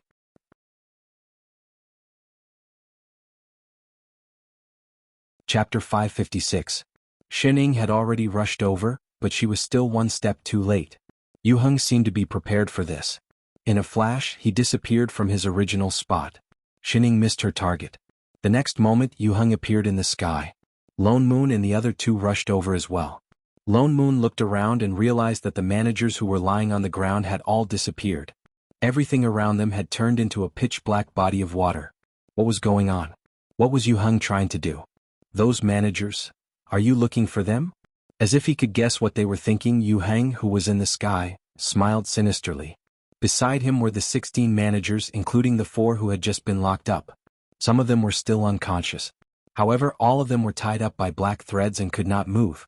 Boss. Tuji was panicking. He looked down at the black threads that bound him tightly. What are you? Yu Heng did not answer. Instead, he looked down at Shining. He looked excited. I just wanted to find a way to slowly improve my abilities. I didn't think that I would attract the legendary monitors. But that's good too. With that, he waved his hand and grabbed Tu Ji, who was closest to him. In the next moment, Tu Ji turned into a red fog and entered Yu Heng's body. The thick black around Yu Heng slowly turned into a strange red. Tu Ji did not even have time to scream. In the next moment, he turned into dust. Not even his bones were left. Yu Heng's aura became even thicker. The suppressive force around him became even stronger. Lone Mun's heart jumped. He finally understood why Yu Heng had taken the 16 managers away. It was not to save them. Oh no, he's absorbing the manager's energy. Quick, stop him. But it was too late. Ha ha ha. Yu Heng laughed maniacally. The fear on his face had long disappeared. Instead he looked greedy. Once I've absorbed them, it'll be your turn. With your energy, no plane will be able to stop me in the future. He was getting more and more excited. The black chi around his body dissipated. The remaining managers glowed with different colors and started to rush into Yu Heng's body. For a moment, red, blue, yellow, all sorts of energies melted into the darkness around him, dyeing his originally pure black aura into a sea of colors. At the same time, the suppressive force around them became heavier. They could even feel that the layer of energy that Shining used to protect them was being shaken, as if it was going to break at any time. They could not even rush out to stop it. F***ck. Lone Moon cursed under his breath. Those managers were Yu Heng's subordinates after all. Yu Heng actually absorbed their energy without hesitation. It looked like this so-called Big Tao organization had always been a cover for them to invade other planes. They were just using other managers to increase their own power. But looking at how he had fused the energy of more than 10 managers, there might be more than before. He and Chef were not afraid of facing 16 people directly. But if it was now, none of them would be able to fight Yu Heng. Shining was the only exception. But no matter how powerful Shining was, she was only slightly stronger than a manager. Could she really defeat her opponent? He turned around worriedly. He saw that Shining was still as lazy as before. No, she was even lazier than before. It was as if she did not see what was happening in the sky. She even took out a fruit and continued to chew on it.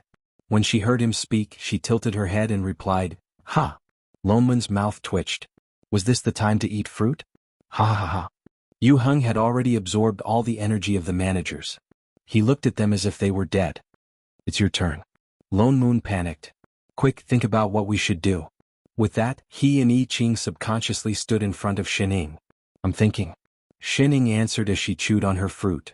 I only have one question that I can't figure out. What question? Do you think? She suddenly pointed at the man who was flying towards them with a sinister smile. He just ate so many things. Won't he have diarrhea? What kind of question was that? Gulp. Suddenly a strange sound came from the sky. Yu Heng, who was attacking them, stopped in his tracks. His face paled and he suddenly bent over and hugged his stomach, revealing a pained expression. Lone Moon, I Ching, Fang, the situation was extremely awkward. See, didn't I say he would have diarrhea? Shining replied. How could that be? How could this be? Yu Heng seemed to be in so much pain that he fell from the sky with a loud thud. He hugged his stomach and rolled on the ground. The arrogant expression on his face was now one of agony. The few of them took a closer look and saw that Yu Heng's body seemed to be splitting apart. Suddenly, cracks appeared all over his body. In the middle of those cracks, the various types of energy that Yu Heng had absorbed earlier were desperately trying to escape. It was as if they were trying to break free from his control. Yu Heng, on the other hand, looked like he was in disbelief. His eyes were filled with madness. Impossible. I was able to absorb those types of energy earlier. How could there be a backlash? That's impossible. He suddenly thought of something and turned to glare at Shining. It's you? What did you do? Shining paused. You're having diarrhea and you're blaming me. I didn't do anything. She walked a few steps closer and scanned him from head to toe. You look like you have nothing better to do. Lone Moon, I Ching, Fang, why did she feel that this explanation made so much sense? Yu Heng had obviously absorbed the energy of all 16 managers at the same time. He could not take it anymore and was now suffering from a backlash. He was reaping what he sowed. No, that's impossible. I clearly... More and more cracks appeared on Yu Heng's body. Rays of different colors shone through the cracks.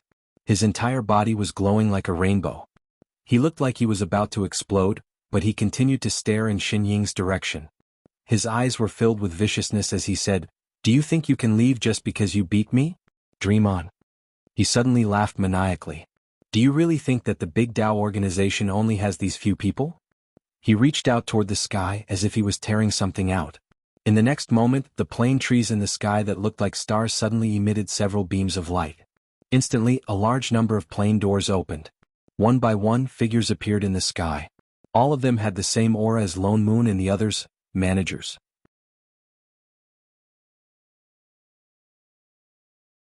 Chapter 557. Lone Moon's heart tightened. Holy shit, he actually called so many managers over. More and more plane doors appeared in the sky. In a short while, the entire sky was filled with people. There were at least 100 of them. Ha ha ha. Yu Heng laughed even more wildly. None of you can escape. All of you have to die. Are you sure? Xin Ying interrupted him, her expression darkening. Suddenly, an energy that was completely different from that of a manager swept across the entire water realm. The managers who had just appeared felt their bodies sink. In the next moment they fell from the sky like dumplings. They were pressed into the water, unable to move. All the energy in their bodies dissipated. They could not gather any energy at all. Boundless fear enveloped the entire space. This power came suddenly, but it was so strong that it was beyond imagination. Everyone did not even have time to react before they were already on the ground. They did not even have the slightest intention to resist. Even Lone Moon and the other two people subconsciously swayed, and instantly had the urge to kneel down. Yu Heng's eyes widened in disbelief. What, exactly are you? In the next moment he could not take it anymore. His entire body exploded. All sorts of lights shot out from his body and then disappeared. The entire water realm returned to normal. Only the dumplings were left on the ground. The dumplings? Who were they? Where were they? What just happened? Lone Moon did a head count and found that there were a total of 106 dumplings, 106 managers in the Big Tao organization. Including Yu Heng and the 16 who had been sucked dry, there were a total of 123 people. Team 123 was rather neat. As for how to deal with these managers, they did not make things difficult for them. According to them, most of them had actually been forced to join the Big Tao organization by Yu Heng. Their reason was similar to before. Rather than being targeted and destroyed, they might as well pretend to be obedient. After joining, they then realized that their planes had been locked in the starry sky of this water realm. Every move they made was under Yu Heng's surveillance. This was also the reason why Yu Heng had been able to drag all of them here so quickly even before his death. And those 16 people were obviously Yu Heng's trusted subordinates. They were in charge of all the planes' recruitment. They had always been absorbing new planes, but for some reason these managers would often miss one or two planes. They knew that there was a problem, but they did not dare to resist. After all, Yu Heng was stronger than all of them. His 16 trusted subordinates were all extraordinary as well. In addition, the plane was being restrained. Even if they dared to join forces, they were no match for him, so they could only stay. Hence, after Yu Heng's death, these people did not even talk about avenging him. They were so excited that they almost set off firecrackers to celebrate. It could be said that he was very happy to accept his defeat. Although there were a few who didn't look too good, they were managers after all, and they represented a plane. If something were to happen to them, their plane would not be any better off. Lone Moon discussed it with Chef and decided not to do anything to them. As for the managers who disappeared, these people did not know, but Lone Moon and the others did.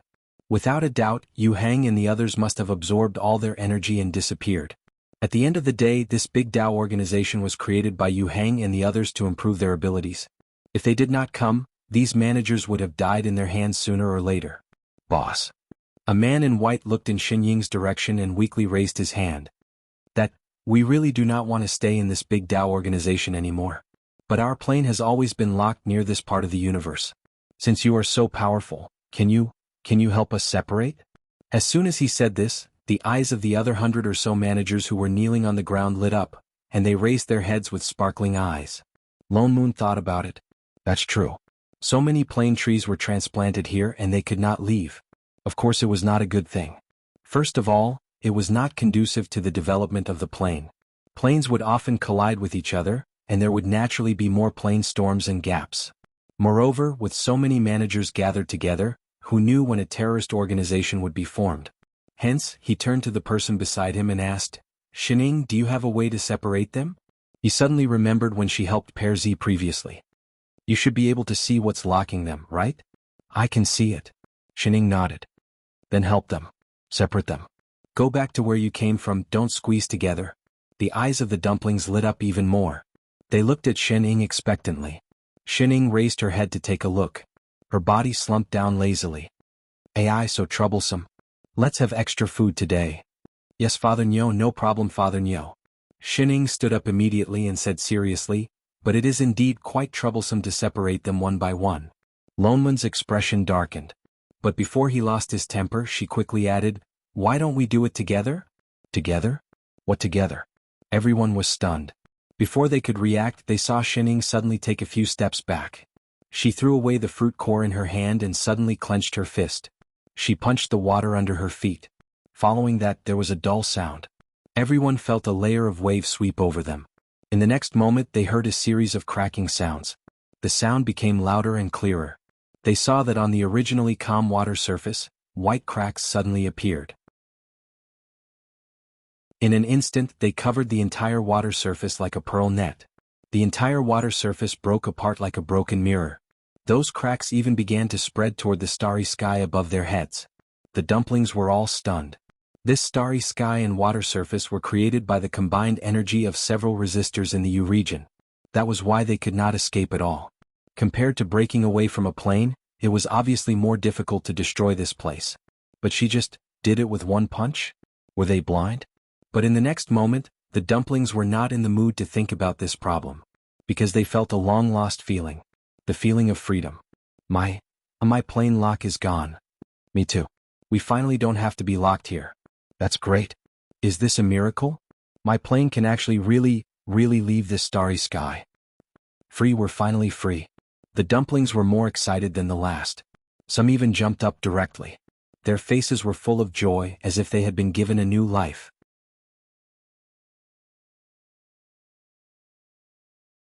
Chapter 558. The plane trees that were originally made up of stars started to disappear one by one. As the cracks in the sky spread to the entire horizon, not a single tree was left. All that was left was a pitch-black, broken starry sky that was full of cracks.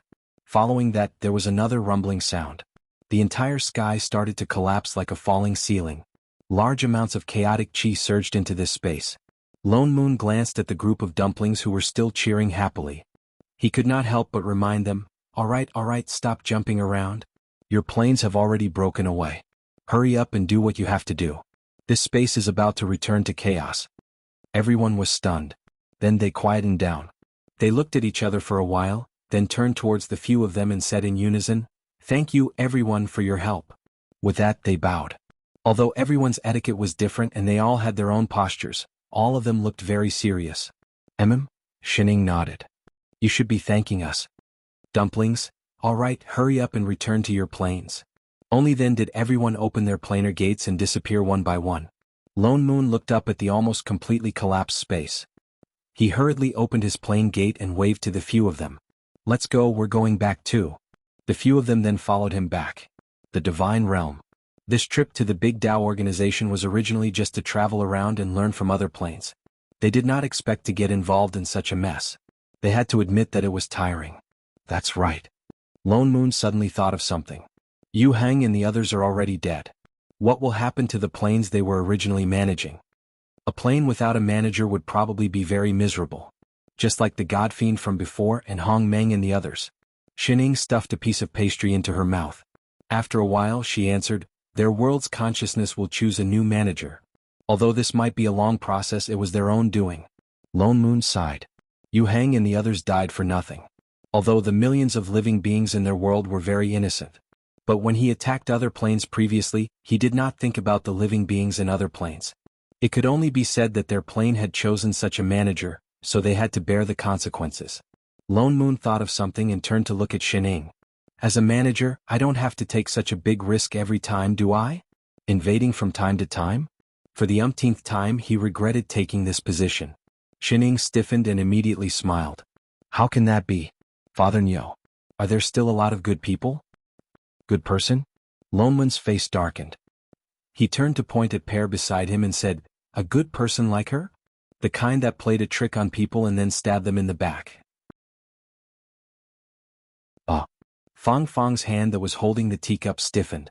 Wasn't she already Yi Fong's teammate? Speaking of which, why did you follow us back? Lone Moon scanned her from head to toe and his anger flared up. Don't you still have to nurture that small plane of yours? Are you here to join in the meal? Did they think his meal was free? Actually, Fang Fang smiled embarrassedly and put down the tea in her hand before saying, I have a presumptuous request. I don't know if I should say it. You don't have to say it. Lone Moon interrupted. So his character was so harsh? But thinking of her own matters, she still braced herself and said, I also know that it was my fault for scheming against you guys previously, but I've changed. From now on, the three of you are my friends. Who wants friends like you? Really, I'm especially grateful to you guys for helping me completely break free from the Big Tao organization. She sighed and said with a solemn expression, if not for your help, I and my plane might have completely disappeared. So, Lone Moon's eyes narrowed. You're biting the hand that feeds you and pestering us? Can't you speak properly? Fellow Taoist Lone Moon, you must be joking. I can't repay such a great favor. She turned to look at Shining, her eyes seemed to be filled with stars instantly. I've thought about it, I intend to move my plane to your place, what do you guys think? With that said, she turned her hand and instantly a white sapling that looked like a bean sprout appeared in her hand. Where do you think is suitable for me to plant it? Why don't we do it beside those two plane trees? Get lost. I've seen too many fangirls like you. Fang Fang, Shining, Father Nyo, do you know that you'll be alone for life like this?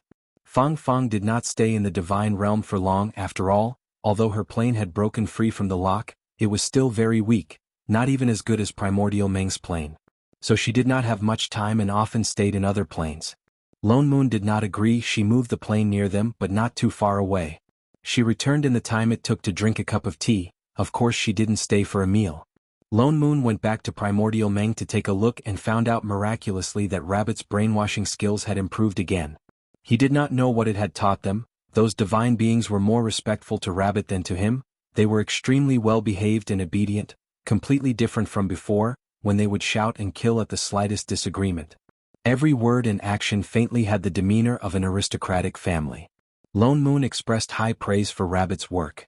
It was a good rabbit, not at all inferior to the previous one. As for Fatty's side, the situation was also not bad, those three disciples were already close to forming their nascent souls, Mushroom had also woken up. Her missing soul was not so easy to recuperate, the best way was to enter samsara. But once she entered samsara, the past would be forgotten, by then Mushroom would no longer be Mushroom, she herself was also unwilling. Fortunately, Fatty had been nourishing her with immortal herbs and spirit pills all these years, her body was also very good. In addition, Fatty asked Rabbit for guidance on many demon cultivation methods. Under Fatty's supervision, Mushroom even rose by 2 levels. Now she was already a 7th level Mushroom. This matter with Mushroom made Lone Moon realize a problem. Previously, he had always been concerned about the human race and forgot about the demon and beast races. When the plane first opened, all the races were actually at the starting point. The human race was naturally weak, so they needed cultivation methods, but it did not mean that other races did not need it. Moreover, the human and demon races were both in the mortal realm, although they were separated from each other previously, it was not insurmountable, conflict was inevitable. The human race had been constantly improving, but the demon race was still at the starting point. In the future, it was not impossible for the demon race to be wiped out. That would be too much of a pity, after all there were still many good demons like Rabbit. Moreover, the plane also had to maintain the diversity of races. So he instructed Fatty to also put the demon race's cultivation inheritance on the agenda.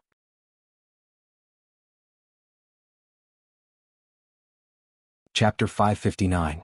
It just so happens that Mushroom is the first demon to start cultivating. Once he reaches the 10th level, he will go down the mountain to teach Tao like the other disciples. Fatty faltered for a moment as if hesitating. Finally he nodded. Yes, master. His entire person became listless. Lone Moon nodded. He did not mind and turned to return to the divine realm. 2 disdainful looks swept over him. Why are you two looking at me like that? Lone Moon glared at a certain master and disciple. The 2 of them were silent for a while. Then they turned to look at Fatty. Lone Moon was left to experience it himself. Fatty, Mushroom's injuries are not healed. He's going down the mountain. You should go with him. Master is right. We'll come back together after teaching. Yes. I got it. Fatty's eyes lit up. His entire body became round. Why does he want to go with Mushroom? Lone Moon faltered. he said subconsciously, he's not. Woo woo woo. Before he could finish, Shining and I Ching covered his mouth. Go back, go back. Goodbye, fatty. With that said, they dragged him all the way back to the divine realm. Shit. What are you two doing? Rebellion, you little rascal. Father Nyo. Shining said in a rare serious manner. You will be destined to be alone for life. Do you know that? Get lost. Lone Moon rolled his eyes at her. Why are you cursing me? What's more, this and fatty? He stopped mid-sentence. He seemed to understand something. His eyes widened. Holy shit. Fatty and mushroom. It can't be?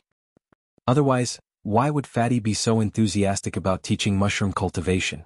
I Ching added. Lone Moon paused. Only then did he realize that seemed to be the case. He then said with a look of disbelief, this mushroom has too strong a taste. It actually likes Fatty. Is there something wrong with this logic?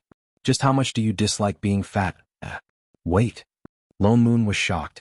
Then what about Rabbit? I Ching, Shining, why did they feel like there was a train passing by and it was a one-way train? Come to think of it. Lone Moon did not have the slightest self-consciousness at all. He scanned the master and disciple pair from head to toe. How did the two of you figure it out? Forget about Shining. She often went crazy anyway. Chef, who had never been enlightened for 10,000 years, could actually see through it? The two of them looked at each other and replied in unison, we have experience. Lone Moon, go to hell with your dog food. What's wrong with being single? Did a single dog offend you? As they spoke, a beep came from Xin Ying's direction. The wristband on her wrist suddenly lit up with a red light. She waved her hand and a light screen popped out, flashing the symbol of an envelope. What's this? Lone Moon asked. A friend, she replied. I Ching and Lone Moon were stunned. Shining actually had friends that they didn't know. She reached out and tapped on the symbol. The symbol flickered, and in the next moment, an unfamiliar male voice rang out. Littling, I've never heard of the matter that you're talking about. I've asked a few acquaintances for you, but they're not clear about the situation either. If not, you can go to the association to do some research, otherwise. There was a hint of a smile in the voice. You can only ask your sister. Don't worry, I'll help you put in a good word. In the next moment, the voice was cut off, but the familiarity in the voice was obvious, as if it was really a friend that they hadn't met for a long time. Master, this is. I Ching couldn't help but speak. For some reason, a faint panic rose in his heart. This person who spoke, is he from another plane? Lone Moon also asked. What are you looking for him to investigate?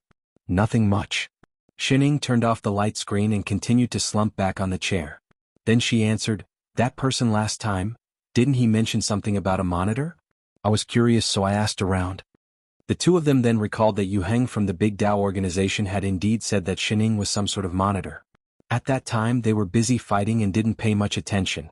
Now that they thought about it, he seemed to be extremely fearful of it. Lone Moon suddenly recalled that a while ago, Shining said that after she went into hibernation, there were some changes in her body that even she herself didn't know about. Could it be related to this? His heart sank and he instantly became a little nervous. It's a pity that no one has heard of it. Shining took out a fruit and habitually nibbled on it. Is there no other way? Lone Moon asked. He kept feeling that if he could figure this out, he would be able to find out the cause of Xin Ying's body.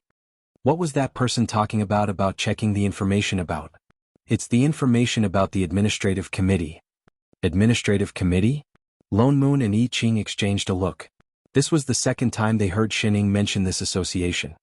Didn't you say that it's an unreliable organization? Why is there still information about it?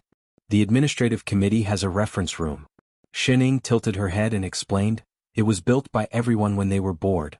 Usually, when something big happens in each plane, it will be submitted to the reference room for other managers who encounter similar situations. Summing up experience, this was a good idea. It seemed like this administrative committee wasn't so unreliable after all. Alright. She thought of something and added, Father Nyo, last time when I hacked your server, I uploaded this information. Motherf asterisk her. Shameless scavenger. Then Master, are we going there now? I Ching asked. Not now, we'll talk about it later. Wait for what? Lone Moon glanced at him. Wasn't it better to investigate this matter as soon as possible? Wait for my sister to leave. Shining said seriously, I've already informed an assistant classmate from the same batch. My sister happens to be there. When she leaves they will give me a signal. We'll go then. Lone Moon, I Ching, although very cowardly, but why did he strangely want to give her a thumbs up for planning ahead?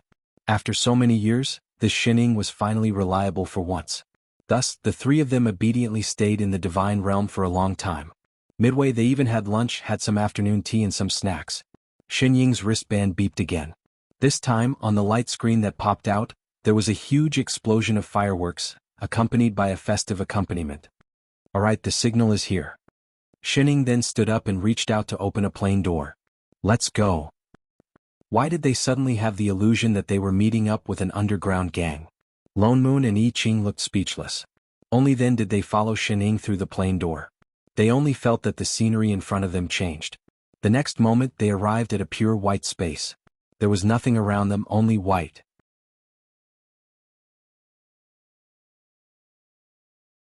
Chapter 560. This is the administrative committee? Lone Moon was stunned. This is the transfer station. Shining pointed to the right and said, it's after that door. The two of them turned around and realized that there was a huge door on their right. It was erected there. They could not tell what material it was made of. It was snow white all over, almost blending into this pure white space. If not for Xinying's reminder, they would not have noticed it. And there were many strange pictures carved on the door. Upon closer inspection, those pictures were actually alive, still moving continuously. Let's go, we'll be there when we push the door open. Shining walked forward quickly, familiar with the place. Lone Moon and I Ching followed suit and looked up at the strange door. They could not help but sigh in admiration. Just standing in front of the door, they could feel a sense of solemnity. The administrative committee must not be any worse. They could not help but deny what Shining said previously. No matter what, it was a formal organization where managers gathered. It should not be that bad. Shining reached out and pushed lightly. It looked like a very heavy door, but it opened directly. He did not know if it was because the previous Big Dao organization gave him too much of an impression. Coming to a formal organization this time, Lone Moon could not help but be a little excited. He could not help but take a deep breath and walked in. The next moment, the scenery in front of them changed again. They instantly appeared in a large hall. At the same time, they heard an unfamiliar high-pitched voice. You're all in the same color, hurry, give me money, give me money. Ah. There was a square table in the hall. More than 10 people sat around it. 4 of them were touching the many square objects on the table left and right. Everyone was exceptionally free and unrestrained, not sticking to a single pattern. Some were scratching their feet, some were eating melon seeds, some were eating melon seeds at the side. The ground was already covered with a thick layer of fruit shells. I Ching, Lone Moon, sorry to disturb. They went the wrong way. What the hell? Don't tell me these people are all managers, it's too disillusioned. Littling, why are you here? A certain someone who was eating melon turned around, a trace of surprise in his eyes. The rest of them also turned around and greeted in surprise. Yo Littling, long time no see. You haven't come back to see us for a long time after graduation? Alright, your sister just left. I know. Shining pursed her lips. That was why she was here. Why are you still so afraid of your sister? Thinking of something, he pointed at the mahjong table and said, do you want to play a few rounds? You can have my seat. Before Shining could answer, a girl who was munching on melon seeds raised her hand and smacked the back of his head. Do you want to die? Play mahjong with Little Ling. Be careful, if Little Jing finds out, she'll beat you to death. It can't be. The man scratching his feet scratched his head. How old is Little Ling? Why is she still so strict? The man immediately shivered. He couldn't afford to offend him. I'm not playing anymore. Shining shook her head and reached out. Give me some melon seeds. Alright. The woman who had just patted the man's foot snapped her fingers. Suddenly, an unopened bag of spiced melon seeds appeared in her hand. She raised her hand and handed it over. Shining naturally took it and thanked her. The woman turned to look at the 2 people beside her. It was as if she had just noticed them. Who are these 2 unfamiliar faces? Your little lovers? That's half right. Shining opened the melon seeds and introduced them. Chef Father Nyo. The woman was shocked. You sisters have a father. She hadn't heard Xinjing mention this before? We just got to know each other not too long ago. Got to know each other? Xinjing didn't break your legs. You're awesome. She even dared to call him father. I Ching, Lone Moon, Oh, right, I heard from your sister that you're a manager now. Why did you suddenly come back this time? The woman continued asking. I encountered something. I'm here to check some information. Oh, then go to the information room to check. The woman nodded and pointed to the room on the right. She suddenly thought of something and narrowed her eyes. She looked at Shinning warmly and said, Oh, Mila happens to be inside too? With that said, she pushed Shinning deliberately. I know. Shinning tilted her head. I asked him to come. I see. The other gave her an even more meaningful look. All right, I won't hold you young people up any longer. Hurry up if you want to check. With that said, she stood up and directly dragged Shinning to the room on the right. Lone Moon and I Ching were just about to follow, but were pulled back by the woman from each side. Why are you two following? Come back, come back. You're newcomers, right? The old rule of our administrative committee is that newcomers go to the table and play 3 rounds first. Don't you agree? With that said, she winked at the people who were circling in front. Everyone was stunned. They looked at the room and reacted instantly. They all nodded in agreement. Yes. Play 3 rounds first. With that said, they pressed the 2 of them onto the table. Lone Moon didn't mind. Only I Ching looked worried. He looked back at the room on the right from time to time, feeling an ominous premonition. Perhaps it was because of the newcomers. These 10 old foxes of the administrative committee seemed especially excited. All of them looked like they were determined to do it. They didn't care if there were people who didn't understand the rules at all. At the beginning, everyone looked like they wanted to kill them all. But slowly they realized that things seemed to be different from what they thought. They were clearly 2 newcomers. One of them didn't understand the rules at all. But after playing 2 rounds, it was as if they had opened up the conception and governing vessels. They were able to make a lot of noise. Lone Moon was good at playing mahjong. After all, he was a person who had been a CEO for a few years. It was said that business was either done on the gambling table or through negotiations on the mahjong table. He was a person who had a deep understanding of mahjong. Naturally, he was very good at it. As for Chef, other than losing a few rounds at the beginning because he didn't know the rules, he never lost again. The entire mahjong table seemed to be under them. Either Chef won or Lone Moon won. The other 2 instantly turned into professional gunners. They only cared about shooting. Sometimes they even fired 1 shot in a row. You walk over and let me do it? I don't believe it. The people watching at the side couldn't take it anymore. They directly changed people. After all, this concerned the seriousness of the old foxes. But even if they changed people, it didn't have any effect. Those who should win, those who should draw, those who should shoot were still shooting. 3 waves of people were changed. Was the same. Everyone, in an instant, most of the people's chips were piled in front of the 2 of them. Seeing that they were about to be wiped out, Lone Moon finally took the initiative to withdraw. He politely expressed that it was better not to disturb the seniors' leisure time. They had already played a few rounds.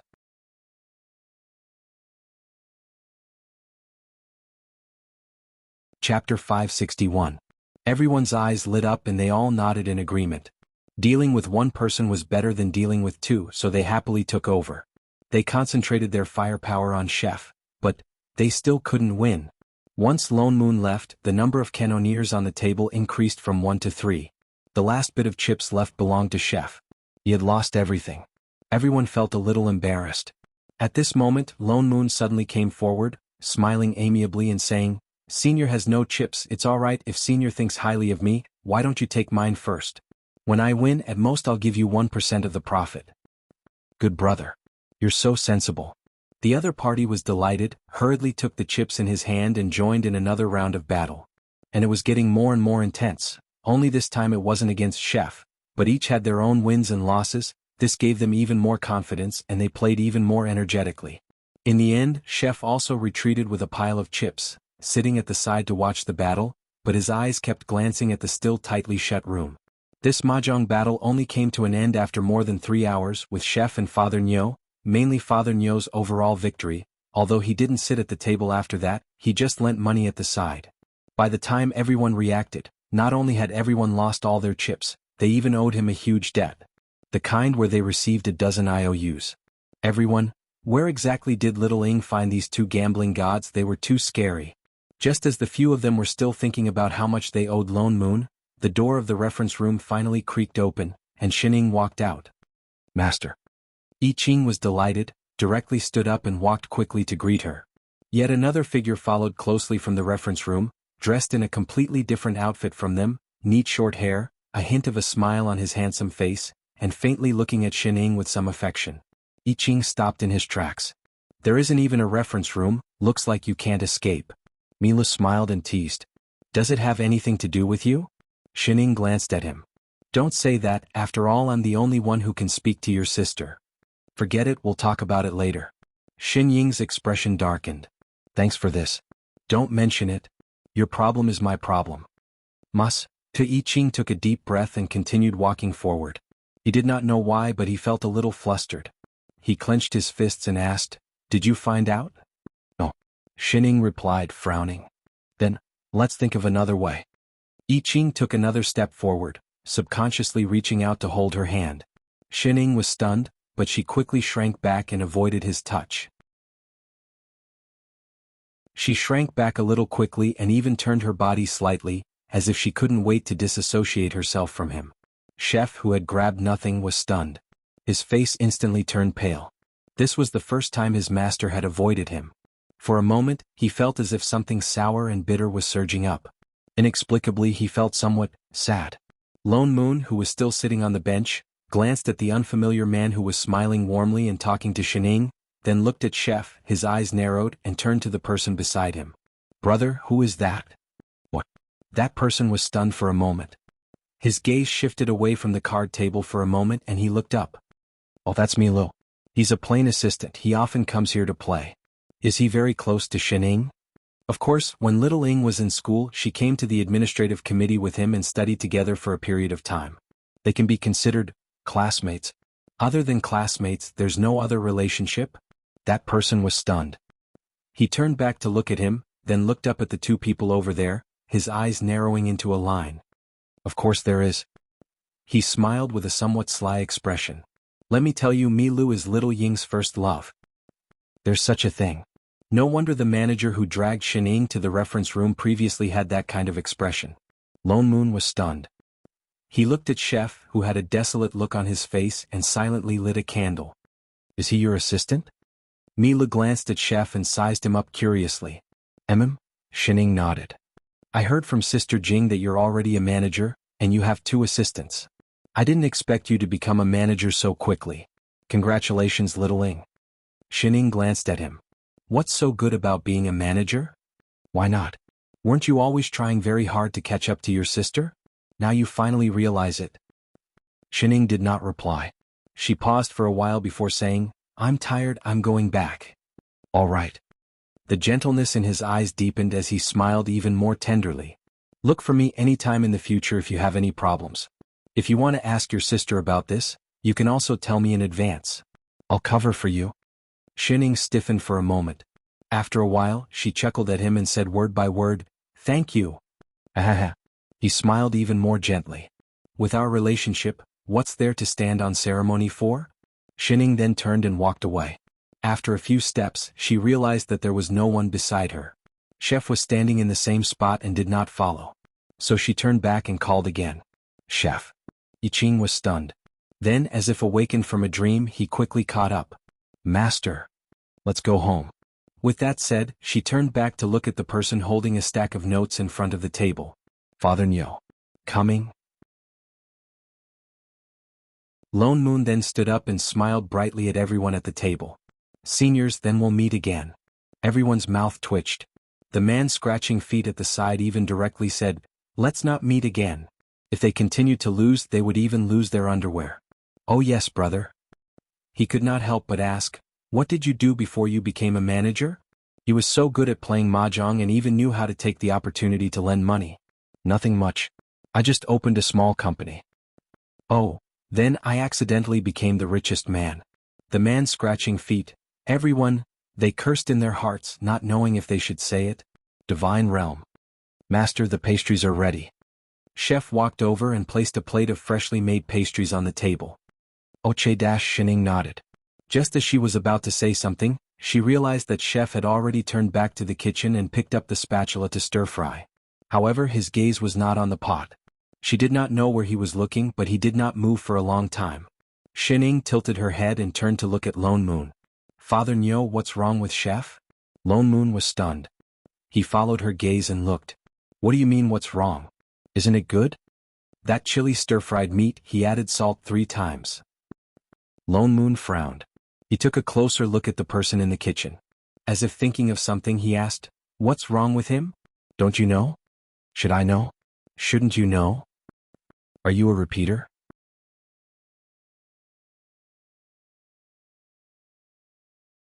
Chapter 562. Oh yes, how's your information coming along? Lone Moon thought about it and changed the topic. I didn't find anything. Shining shook her head. She had searched through the entire administrative committee's information room, but there was no information about that monitor. It was as if that title was just Yu Heng's imagination. I helped you ask those managers who play mahjong. Lone Moon glanced at her and said, none of them have heard of that term. Shining responded and continued to slump on the chair like mud. What do you plan to do? Nothing. You're not planning to continue investigating? Lone Moon glared at her. There's nothing in the information room. What if that person really made it up? You're just freaking lazy. Didn't you say that this might have something to do with the changes in your body? Maybe. Shining picked up a piece of pastry and stuffed it into her mouth. She paused. After a while she put it down again and said, it's just a feeling. But the administrative committee doesn't have it, so I can only ask my sister. She's seen many managers. Then ask. Lone Moon said anxiously. This has something to do with your body. No matter how scared you are, you have to ask your sister. Shining turned to look at him with an inexplicable look, with an indescribable expression. What? Lone Moon felt goosebumps all over his body. Father Nyo. She suddenly sighed and said, you and Chef are managers now. Nonsense. Didn't you push it to us? Why did she say that? Then do you remember why I came to this plane in the first place? Of course it's to take over the plane. He stopped mid-sentence and widened his eyes. Shining then continued, I came to take over this plane, but I'm no longer a manager. Other people may not be able to tell, but my sister definitely can. So what do you think my sister will do when she finds out that I have nothing to do with this plane? Catch her back. Definitely, and definitely. Lone Moon's expression darkened. Given Xinjing's level of siscon, she would never let her continue to wander around this plane. So, not only can I not take the initiative to ask my sister, but I also need to avoid appearing in front of her. She explained seriously, then narrowed her eyes, picked up the plate on the table and handed it over. What do you think? Yes. Lone Moon nodded. What she said made sense. He grabbed a piece of pastry and said, then recently Holy shit. Why is this pastry sour? Her teeth almost fell out. Shining immediately retracted her hand and pretended not to know anything. Did Chef knock over a bottle of vinegar? Lone Moon drank several cups of tea before he managed to suppress the sour taste in his mouth. Turning to look at a certain someone who was still cooking in the kitchen, he suddenly thought of something and couldn't help but say, oh right, about your body, don't tell me you didn't tell Chef? I did mention it a little, but I was afraid that he would be too worried, so I didn't go into details. She lowered her head and looked at the plate of food on the table. It was clearly not up to a certain someone's cooking standards. Since you know that people will be worried, you should explain some things more clearly, Lone Moon said meaningfully. Ha. Shining paused. Ha what ha? Lone Moon glared at her and pushed the pastry on the table a little further away. With a serious expression, he said, tell me honestly, what exactly is your relationship with that Milu? Oh. Stop pretending. Lone Moon raised his eyebrows. It's that fellow who was waiting for you in the information room. Oh, you mean Hua Hua? What the hell Hua Hua? Would you die if you didn't give people nicknames? Hua Hua should be considered my classmate. Just a classmate? Lone Moon narrowed his eyes suspiciously. What else? I heard from the people from the management that he... Before he could finish, he suddenly heard a few beeps. His and Xinying's wristbands lit up with red lights at the same time. At the same time, there were signs of the plane door activating. He stood up abruptly. Is it an invasion? No. Shining explained. It was rare that she took the initiative to open the plane door. I called it. In the next moment, a familiar-looking man walked out of the plane door. He was dressed in a suit and looked handsome. He looked up towards Shining and smiled. His entire person was like the warm sun in winter. Littling, I'm here. It was Mi Lu whom they met once at the entrance of the information room. Clang. Suddenly, the sound of something being smashed came from behind. The three of them instinctively turned to look. Chef was standing at the entrance of the kitchen looking over in a daze. There was a plate of food that had just been overturned at his feet. "Sorry, master. I'll make it again." Chef hurriedly squatted down and tried to pick up the broken plate on the ground. He seemed to be frightened himself and actually forgot to use his sorcery. Was his hands shaking from being tired from cooking? Xinying suddenly started to reflect on whether she was mistreating her employees. After thinking for a moment, she immediately waved her hand and said, "Don't cook today. Chef, come over too." Yiqing paused. His expression immediately darkened. But he still nodded obediently. "Yes, master." "These two are your assistants?" Mila looked curiously at Lone Moon and Yiqing. Xinying nodded and continued. "All right, let's get down to business. Little Ling." Mili's expression darkened slightly. With a slightly sad tone, he said, "I avoided so many people and rushed here in such a hurry to help you. You don't even care about me. You didn't treat me like this in the past." Xinying glanced at him. "You want me to care about you?" Mili's body stiffened for a moment. He immediately recovered and smiled even more gently. All right. I'll listen to you, all right. Who asked you to be my only classmate? When did I make you sad? But for safety's sake, at least 3. 1. Xinying directly retorted. 2.5. 1. 2.5. 2.5. 1. All right, deal. Milu, the corner of his mouth twitched. A moment later, he sighed and said helplessly, "How have I treated you all these years? Don't you know? I only have this little bit of extravagant hope. Can't you agree to it just once?" "No." Milu panicked. He directly took a step forward and knelt on one knee to pull Xinying's hand. "Little Ling." Before he finished speaking, Lone Moon and Yiqing at the side stood up at the same time. "Wait." Lone Moon could not help but interrupt the two. Chef even pulled Xinying directly into his arms. "Why am I getting more and more confused the more I hear? What are you guys doing? Acting in an idol drama? And the kind that was infatuated with the male lead? You guys are..." Milu was stunned. "Why hasn't Little Ling told you about us? She and I are..." "That's enough." Xinying glanced at him and interrupted, "Tell me what happened this time. How do you want me to help you?"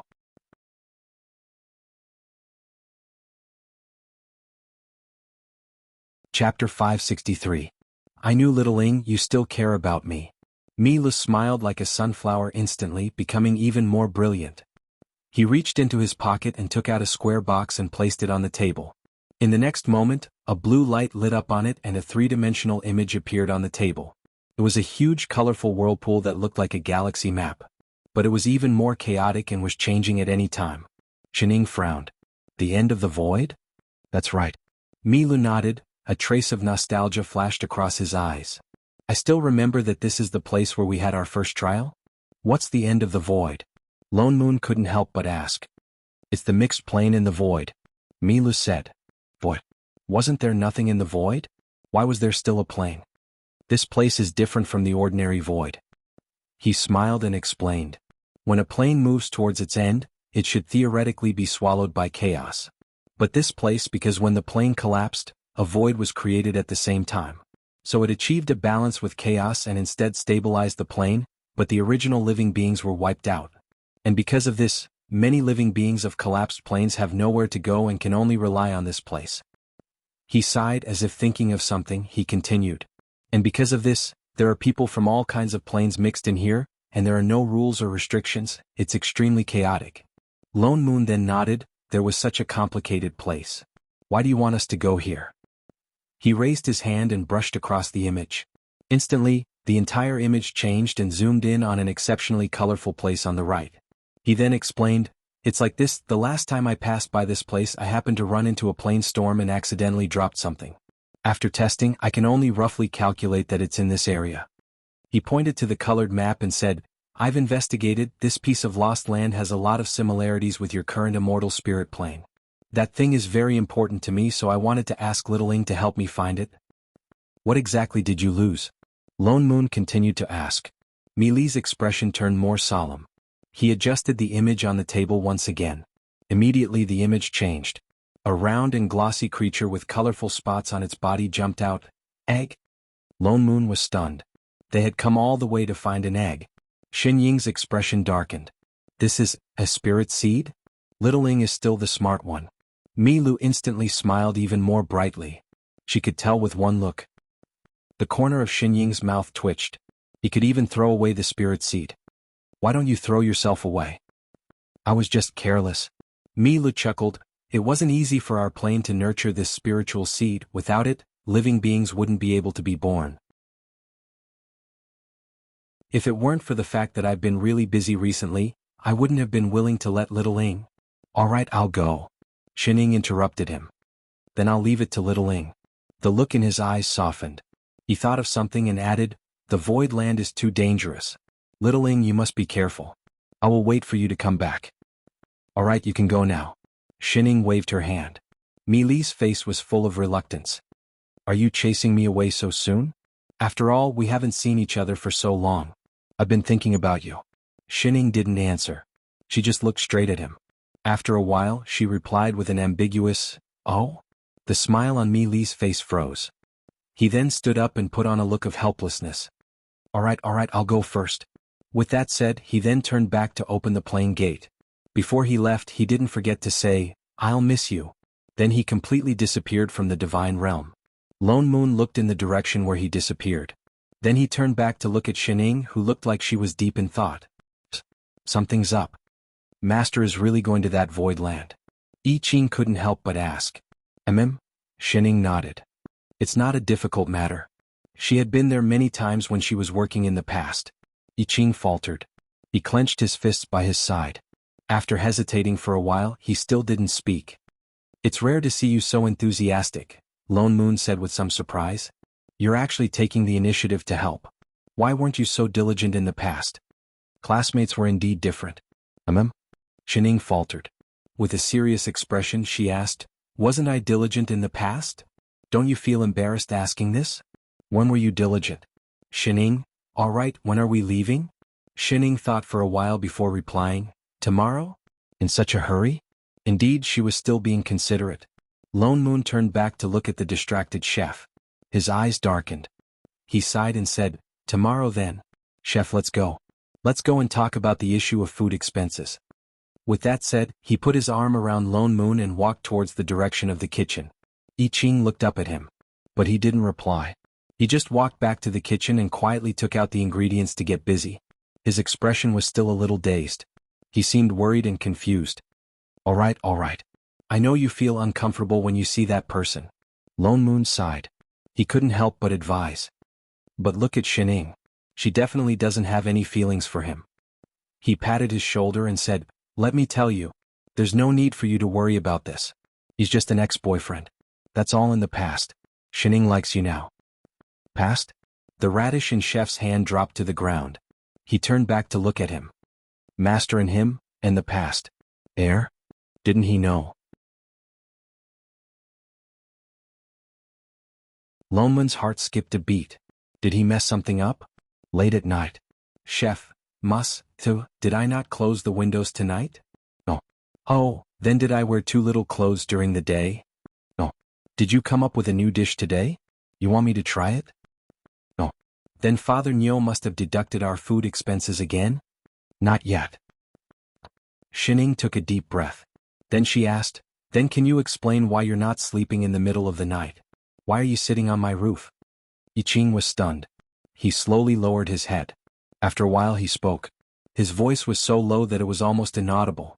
There was even a hint of grievance in it. I'm afraid I'll disturb Master's sleep. So, I hid further away. So you think you're not disturbing her by lying on the roof beam and staring at her? And you're climbing up in front of her. Xinying sighed. She waved at him. Come down first. He moved out of reflex. After a while he seemed to have thought of something. He sat back down and shook his head. I'll just watch Master from here.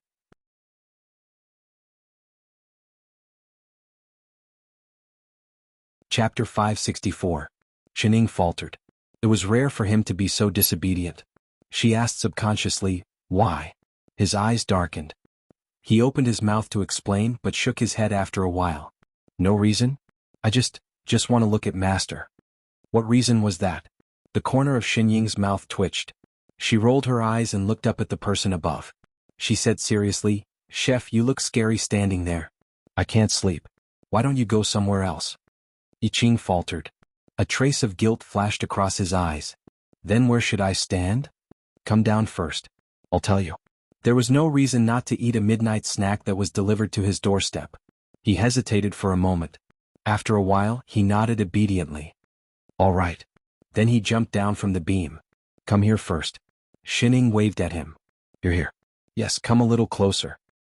He walked all the way to the bedside. A trace of doubt flashed across his eyes. Master, isn't this more? Before he finished speaking, Shining suddenly reached out and pulled him. Yiqing felt his body lower. With a flip, he was pressed down on the bed. The next moment, he felt warmth on his lips. A piece of softness covered him, bringing with it an aura that made him yearn for it to the bone. His eyes widened. He felt an explosion in his mind. Instantly, it went blank. Just as he felt a chill on his chest and heard a faint tearing sound, he found his voice. Master, shut up. Shining kissed him again, directly blocking his mouth. She tore his clothes even faster.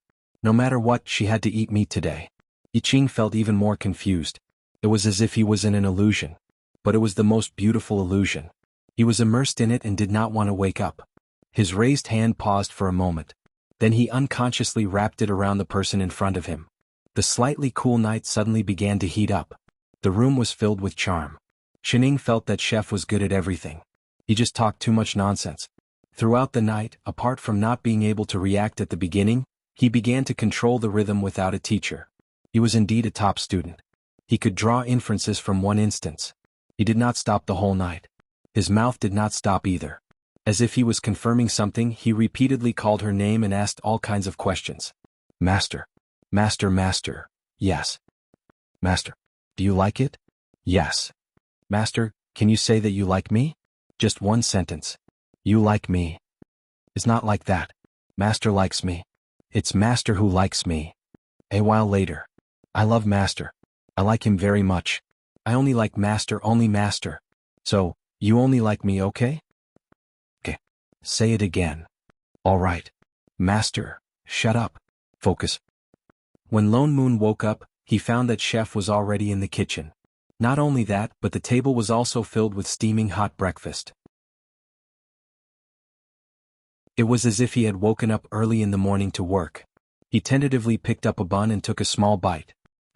It's not sour anymore. It was soft, sweet, fragrant, and delicious. It seemed to be more delicious than before. Had Chef thought it through? Or had he gone crazy from the stimulation? He stretched his head out to look at the kitchen suspiciously, only to find that Chef was putting the plates of cooked vegetables into the storage bag, and the stove was filled with layers of already cooked vegetables, each one of them carefully preserved with an array. Chef, you? He couldn't help but ask. Isn't Master going out? Chef turned back to look at him before replying. We have never been to that place before. Prepare some food in advance in case we can't find anything. He answered matter-of-factly. Lone Moon's expression became more complicated. Was he crazy? That must be it. Yesterday he had a disappointed look on his face and today he suddenly recovered? As a good parent, Lone Moon felt that he had to care about his children's mental health. I say, Chef? He was about to ask when the sound of the door opening came from not far away. Yiqing paused. He raised his hand and put away all the dishes. He turned and walked out, walking quickly towards the direction of the door. Shining rubbed her eyes and walked out of the house. She still looked lazy. In fact, she seemed to be even lazier than before. Her footsteps were light as if she was walking on clouds. She looked like she did not sleep for the whole night. Master. Chef went up to her. Shining looked up.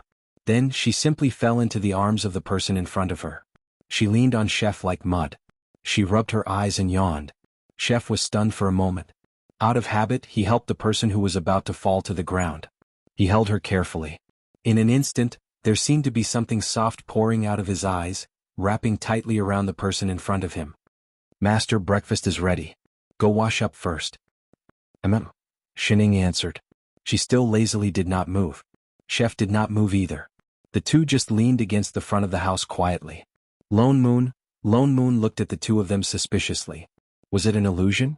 Although he had seen this scene many times before, he felt that something was wrong with the two of them today. It was as if there was a special aura around them. He thought for a long time but could not figure it out. Hey, the two of you. He could not help but speak. Don't delay. Didn't you say that you were going to Void Land this morning? It's almost noon. Shining glanced at him. Then she straightened and turned to wash up. Chef, on the other hand, looked over with some resentment. Why are you looking at me? Lone Moon was confused. Did he say something wrong? Chef did not answer. He just turned and chased after Shining. He went to get water and a towel. Something was wrong. He turned and sat back at the table. He had just eaten 2 buns when the 2 of them came back. He hurriedly increased his speed and stuffed another 2 buns into his mouth. Once at the table, Shining immediately came back to life. She started to fight with him for food energetically. Lone Moon could have won. But Chef actually joined the battle. He snatched a few of his soup dumplings and gave them to Shining. Although this happened often in the past, Lone Moon did not know why. He felt that something was different this time. Perhaps the way he looked at Shining was too soft. It was as if water would drip out if he was not careful. His eyes were so focused as if nothing else existed. That strange feeling appeared again. Lone Moon felt goosebumps all over his body for no reason. Just as they were about to finish eating, Chef subconsciously raised his hand to wipe the corner of Xinying's mouth. The 2 of them were so close that they seemed to be one. There seemed to be a sweet feeling around them. Only then did he realize what this aura was. Damn it. F***ck your dog food. Fall.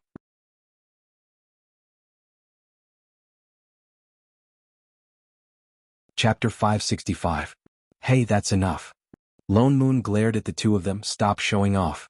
Showing off so early in the morning? What exactly did you 2 do last night? He was just asking casually. Shining did not think much of it, but Chef's face blushed. He stood up immediately and said loudly as if trying to hide something, No. We didn't do anything last night. This concerns Master's reputation, Father Nyo. Don't talk nonsense. Lone Moon, Shining. Lone Moon's eyes narrowed. He turned to look at Shining with a look of understanding, giving her a look that told her to be honest. Unfortunately, the old driver opposite was calm. She even calmly took the last bun from under his nose, stuffed it into her mouth in 2 or 3 bites.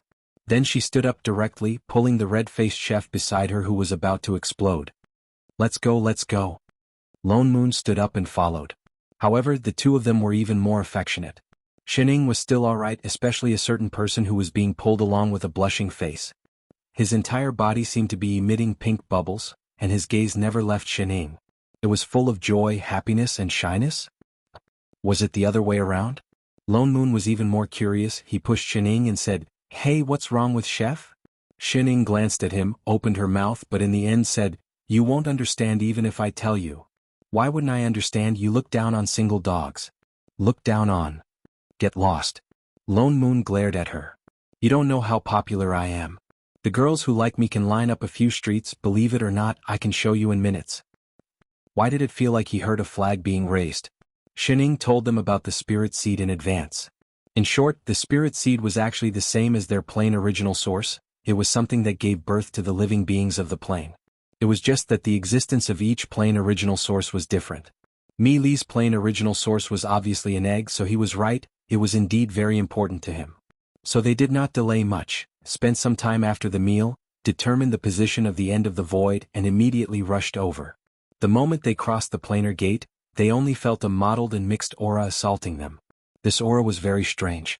There was spiritual energy, immortal energy, divine energy, and other things inside. There was also some completely unknown energy mixed together. As expected of a place that had merged with the living beings of many planes, even the aura here was so chaotic. This was the first time they had encountered such a chaotic aura, and they couldn't help but be stunned. In the next moment, they suddenly heard a cry for help from the side. Help! Oh, I beg you to let me go. Go ahead and shout. Scream as much as you want. No one will come to save you even if you scream yourself hoarse. The 3 of them, what the hell kind of outdated lines are these? He saw a few people standing in the grass not far to his right. There were 3 men and 1 woman. The 3 men had fierce expressions and weapons in their hands. There was only 1 woman lying on the ground. Her clothes were in tatters and her face was covered in tears. She was looking at the people in front of her in horror.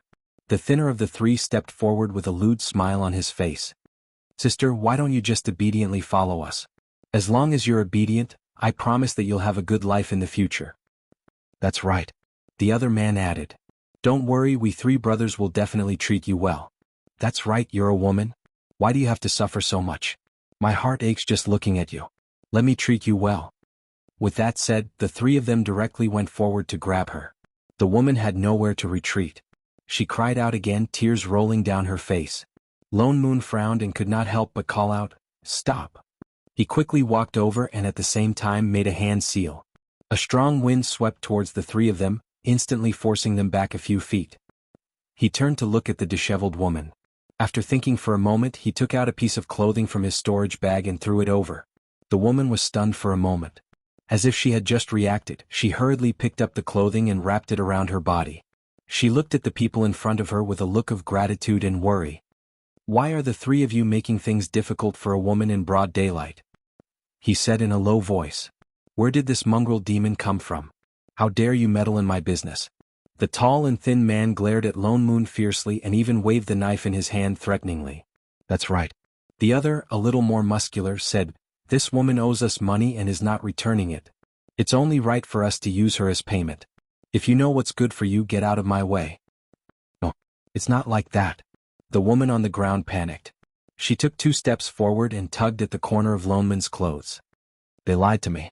I don't even know them. I don't owe them anything at all. I was just passing by and was kidnapped by them." "Stinky woman, you owe money and not return it. How dare you deny it?" The tall and thin man scolded loudly.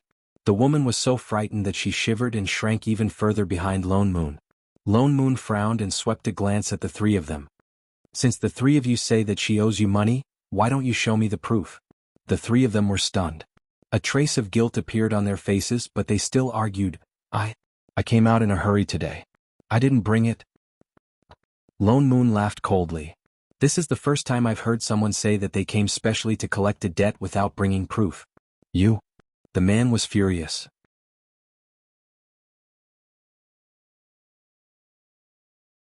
His gaze shifted and he decided not to pretend anymore. He snorted coldly and said, "Kid, I'm warning you. I'm an elf from Mystic Spirit City. If you dare to provoke us, you'll have to bear the consequences." Oh. The corner of Lone Moon's mouth twitched. He scanned the other party from head to toe. All kinds of beautiful images flashed through his mind. Suddenly he felt like he was going to be disillusioned. He turned to look at Shining behind him. Was this for real? There were really elves here? And they looked like this? What happened to the pointed ears and the special beauty that came with a soft glow? Shining was also confused. She shook her head. She had never been to this area before. The three people on the other side, however, knew that they had misgivings. Instantly they laughed even more proudly. "I don't know which village you came from. I'm not afraid to tell you the truth. The three of us are not people you can afford to provoke." He pointed to the man on the left and said, "This brother of mine is a 1,000-year spirit tiger." Lone Moon was stunned. Then he reacted. So it was a spirit that had become a spirit? Not a spirit from Western fantasy. But the other party pointed to another one on the right and said, "This brother is also a deer spirit with 800 years of cultivation. As for me..." He snorted twice and straightened his back.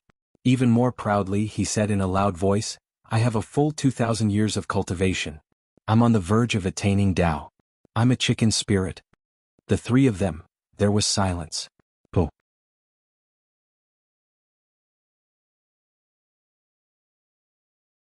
Chapter 566. The few of them could not help but burst out laughing. They tried their best to suppress their laughter, their shoulders shaking uncontrollably. A moment later they replied, "So it's the chicken spirit. Sorry for not recognizing you. Our chef has been keeping his name hidden." The man frowned as if dissatisfied with their reactions. He scanned the three of them and said, "What kind of demons are you? Hurry up and report your identities." "Hello, chicken spirit. I'm the MSG." Shining raised her hand and replied. The man paused. What kind of spirit was MSG? He had never heard of it. But it was not convenient for him to ask. He turned to Chef in the middle and asked, "And what are you?" Chef faltered for a moment and replied honestly, "I'm human." "Human spirit? Humph, you're indeed a bunch of small demons from the countryside." The man's gaze became even more disdainful. He thought that they were really from a remote race. Finally, he fixed his gaze on Lone Moon, who was laughing the loudest. "And you? And what are you?" Lone Moon took a deep breath and turned to the chicken spirit. He twirled the fan in his hand and smiled. "I'm not some demon. I'm a god." The chicken spirit paused and blurted, "You're a god spirit." Lone Moon, #large-scale failure of acting tough #crazy my ass. You're the crazy one. Your whole family is crazy. Where the hell did you get the word psycho? Don't laugh. He turned and glared at the master and disciple. Do you believe I won't deduct your food allowance? The corner of Loneman's mouth twitched. He could not be bothered to continue talking to these three hooligans. Forget it, let's do it. With that said, he waved the fan in his hand and several wind blades swept toward them. Before the three of them could react, they were directly blown away. Not even their shadows could be found. He turned to look at the girl beside him who was still in shock. Miss, are you all right? The girl paused and seemed to have just reacted. Tears streamed down her face. Thank you, benefactors, for saving me. I can't thank you enough. With that said, she started kowtowing. Miss, don't stand on ceremony. Lone Moon hurriedly helped her up. It's nothing. Only then did the girl stand up and stop crying. Holding his hand, she slowly stood up. After a while, she seemed to feel that it was inappropriate, so she quickly retracted her hand and took a step back. She looked up at Lone Moon and immediately lowered her head. Her face blushed shyly. She tugged at the robe draped over her body. Perhaps it was because she remembered that the robe was also given to her by the other party, so her face turned even redder. Miss, this is the wilderness. It's inconvenient for you, Lone Moon, to be alone. Lone Moon thought for a moment and suddenly suggested, we don't have anything important to do at the moment. If you don't mind, we can send you back first? The girl was overjoyed. Her eyes brightened as she looked at Lone Moon. She nodded hurriedly and bowed to them. Thank you, young Master Spirit, young Master Human Spirit, and Miss Flavor Spirit.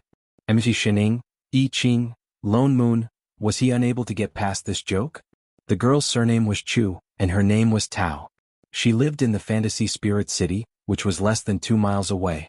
This time she had met the 3 robbers because she was out on a field trip. Lone Moon made use of their casual conversation to find out more about the situation. It turned out that in this Fantasy Spirit City, most people were from the Elf Kingdom. The people there were all gremlins who had been cultivating for many years. They were similar to the demons in their plane. It was just that these gremlins did not eat humans and did not have demonic chi on them. They sent Chu Tao all the way back to a huge house in the city. Lone Moon was slightly surprised. He did not expect that the person he saved so casually was from a big family in the city. The moment Chu Tao arrived, more than 10 servants came out of the house to welcome her. Take care, Miss Chu. We won't send you off. Lone Moon cupped his fists and bade farewell. Chu Tao turned back to look at him a few times. She was full of reluctance. Wait. She called out subconsciously. Is there anything else, Miss Chu? Lone Moon asked politely. Do you want to come in for a drink and rest for a while? Although she said you, her eyes kept looking at Lone Moon. Her face started to blush again and she looked like she wanted to say something. There's no need. We still have things to do. We won't disturb you. Lone Moon rejected her directly. But the girl was a little anxious. She took 2 steps back and looked at them. After a while, she seemed to have thought of something and said, It's getting late. Why don't we stay here and set off tomorrow? Seeing their hesitation, she added hurriedly, You saved me. Take it as a chance for me to repay you. What do you think? Lone Moon tightened the fan in his hand. Seeming to have thought of something, he nodded and said, Thank you, Mississippi. Chu Tao was overjoyed. She quickly took a step back. Young Master Vixen, please. The 2 of you, please. Lone Moon stiffened. What freaking young Master Vixen? Actually, my name is Lone Moon, he said in a low voice. Chu Tao paused. She seemed to have thought of something. Her face turned even redder. She lowered her head, looking so embarrassed that she wanted to find a place to hide. Young Master Lone Moon, please. Only then did she invite them in. After instructing the servants to take good care of them, she got up and went to change. The master and disciple, their eyes narrowed into an ambiguous line as they turned their heads to look at a certain elegant young master who was putting on airs. What are you looking at? Lone Moon glared at them. Father Nyo, so you're good at flirting too? Who's flirting?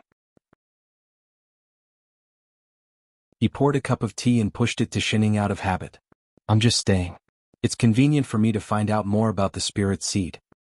Oh, *2, get your flirting lines back. He glared at them again. What's more, there are so many people who like me. I can't do anything about it. You've fallen for Sister Chu? Shining leaned in closer to him. What nonsense are you talking about? Of course not. Then you stay. Find out more. You can find out more anywhere. Lone Moon immediately gave them a look as if they were retarded. Nonsense. It's our first day here. We don't have anything. We don't even know what currency is. If you don't stay here because you saved our lives, do you want to sleep on the streets? Shining, Yi Qing, that made so much sense. The poor guy had nothing to say to that. The few of them did not stay in the living room for long. In less than an hour, Chu Tao returned.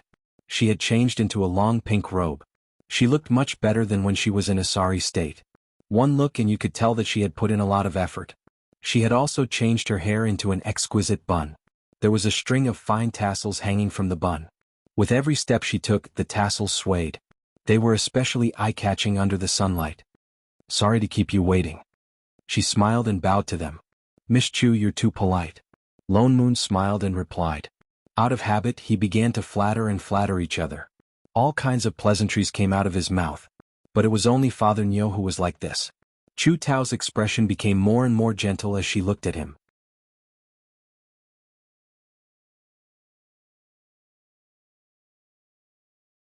Chapter 567. Lone Moon saw that she was almost done bragging. He suddenly remembered something and said, Oh yes, Miss Chu, you are a local. You must be more well-informed than us. Coincidentally, we have a favor to ask. I wonder if Miss Chu would be willing to help us? What is it?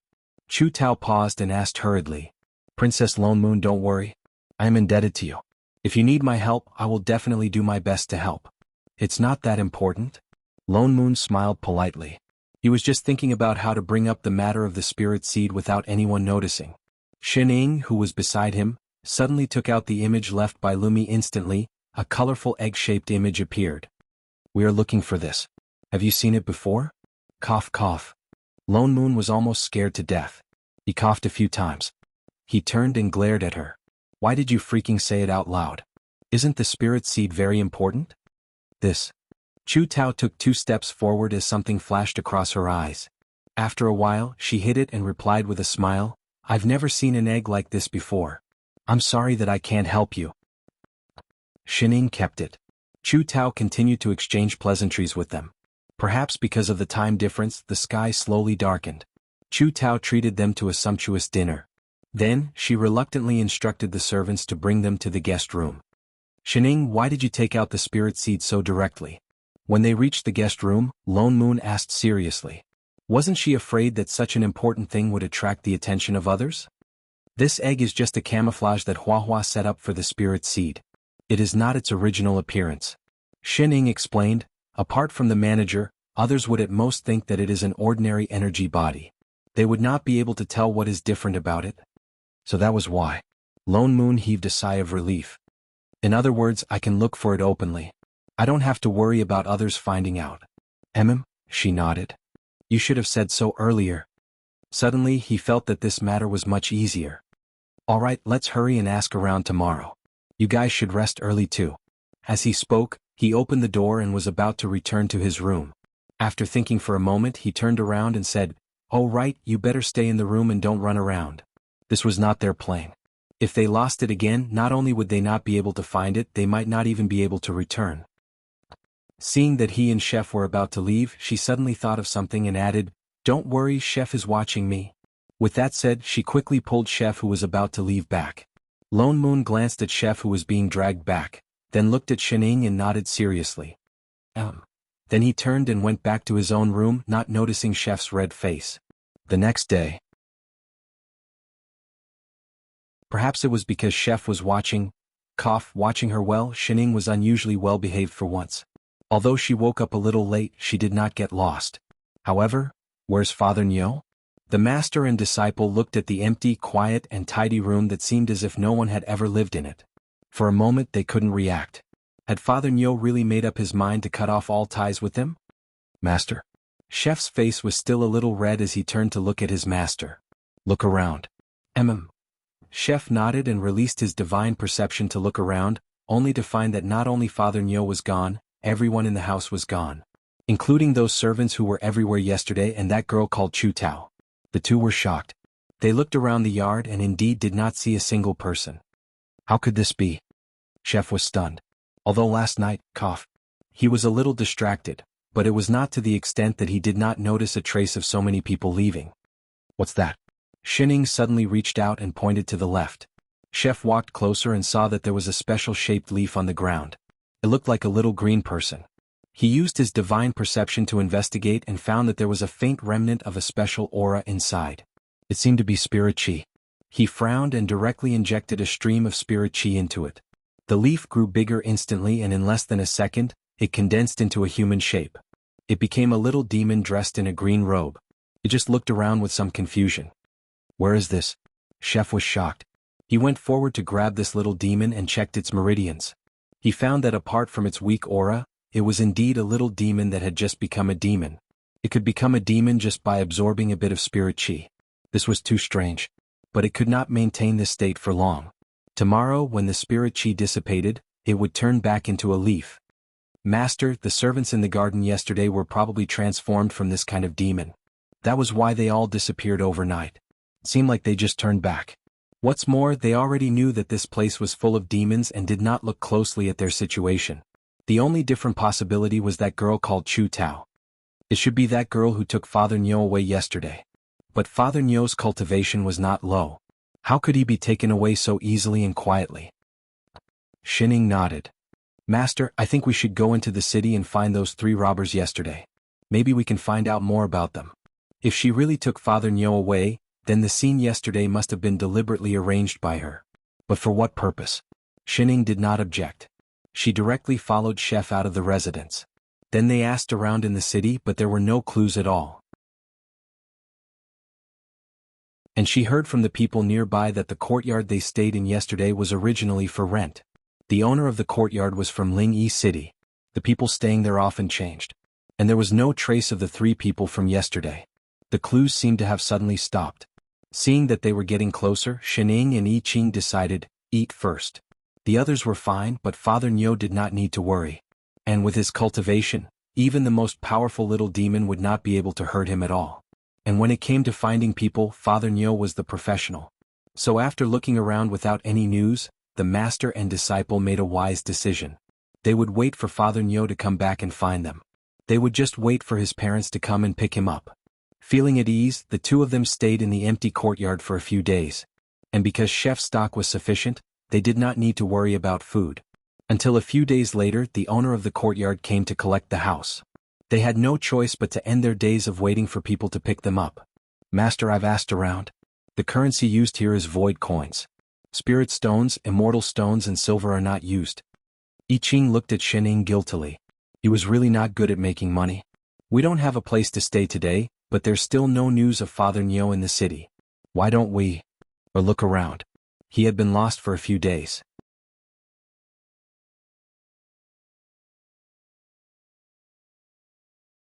Chapter 568. "Oh."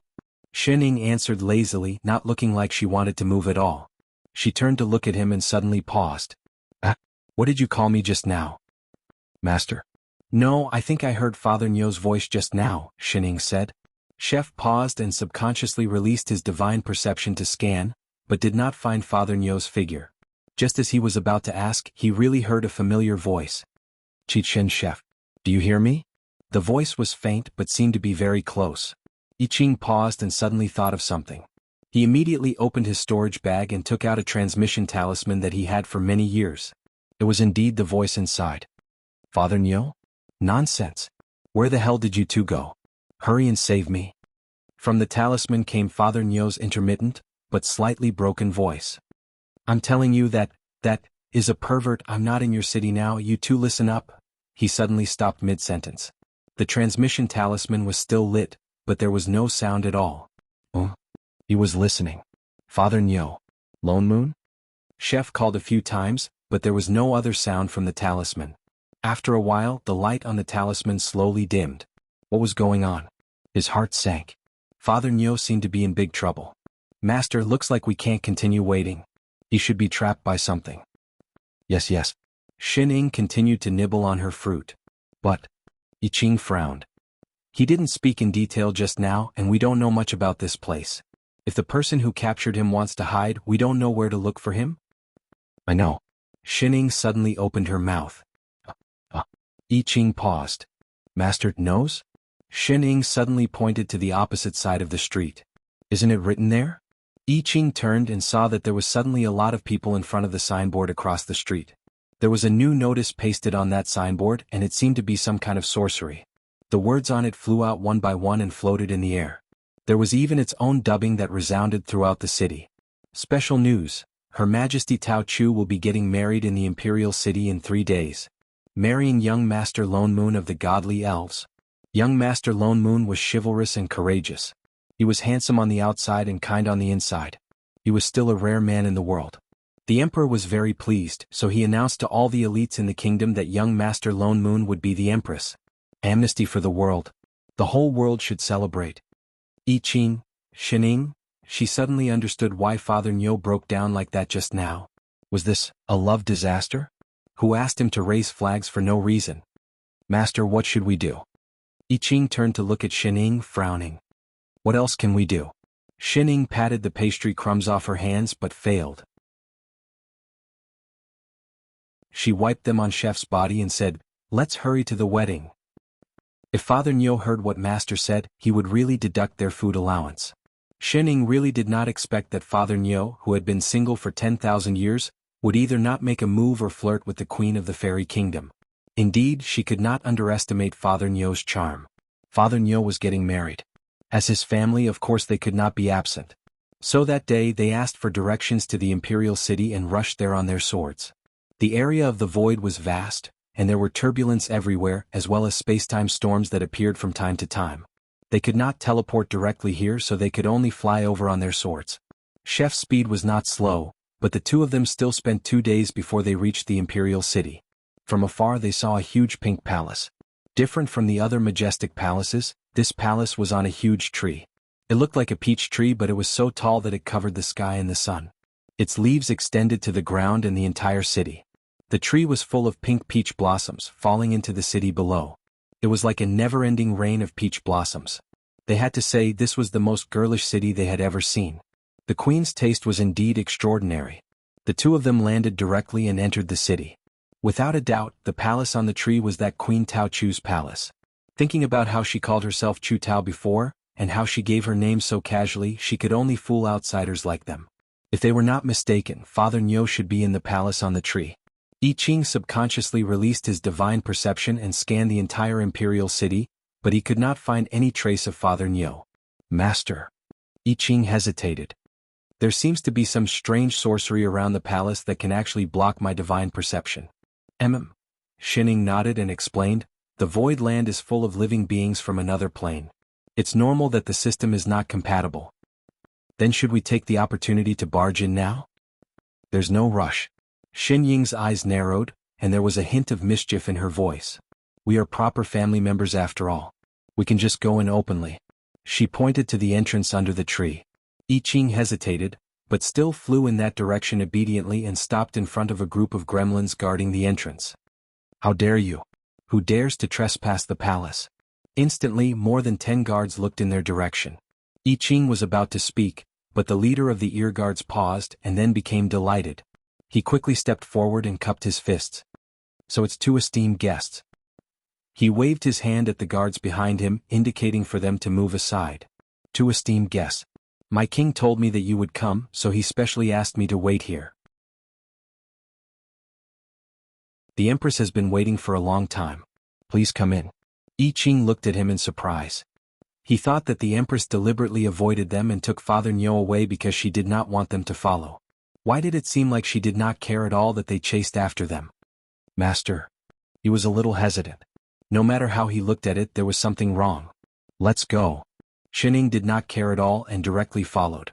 I Ching had no choice but to hurry up and follow. They walked all the way to a cave under the big tree. They passed by a few teleportation arrays, but they were completely different places. In a short while, they were already standing in front of the group of pink palaces. There were no traps or dangers along the way. It was as if the Empress really welcomed them. 2 esteemed guests, please. The guard leading the way stopped at the entrance of the main hall. Her Majesty the Empress is already inside. I Ching was even more confused. He subconsciously grabbed Xin Ying's hand and then walked in. The inside of the palace was similar to the outside. There was also a thick layer of peach blossom petals everywhere. There were also various kinds of translucent veils hanging on both sides. When the wind blew, they floated like clouds, like a dream. You're tuning in to the Han Li's Wuxia Adventures YouTube channel. We're so grateful for your support, and don't forget to subscribe to join us on this incredible journey through captivating stories. Your generosity through donations truly makes a world of difference, as it's the primary source of revenue that allows me to expand and enhance this channel for you. Thank you from the bottom of my heart for being a part of this adventure.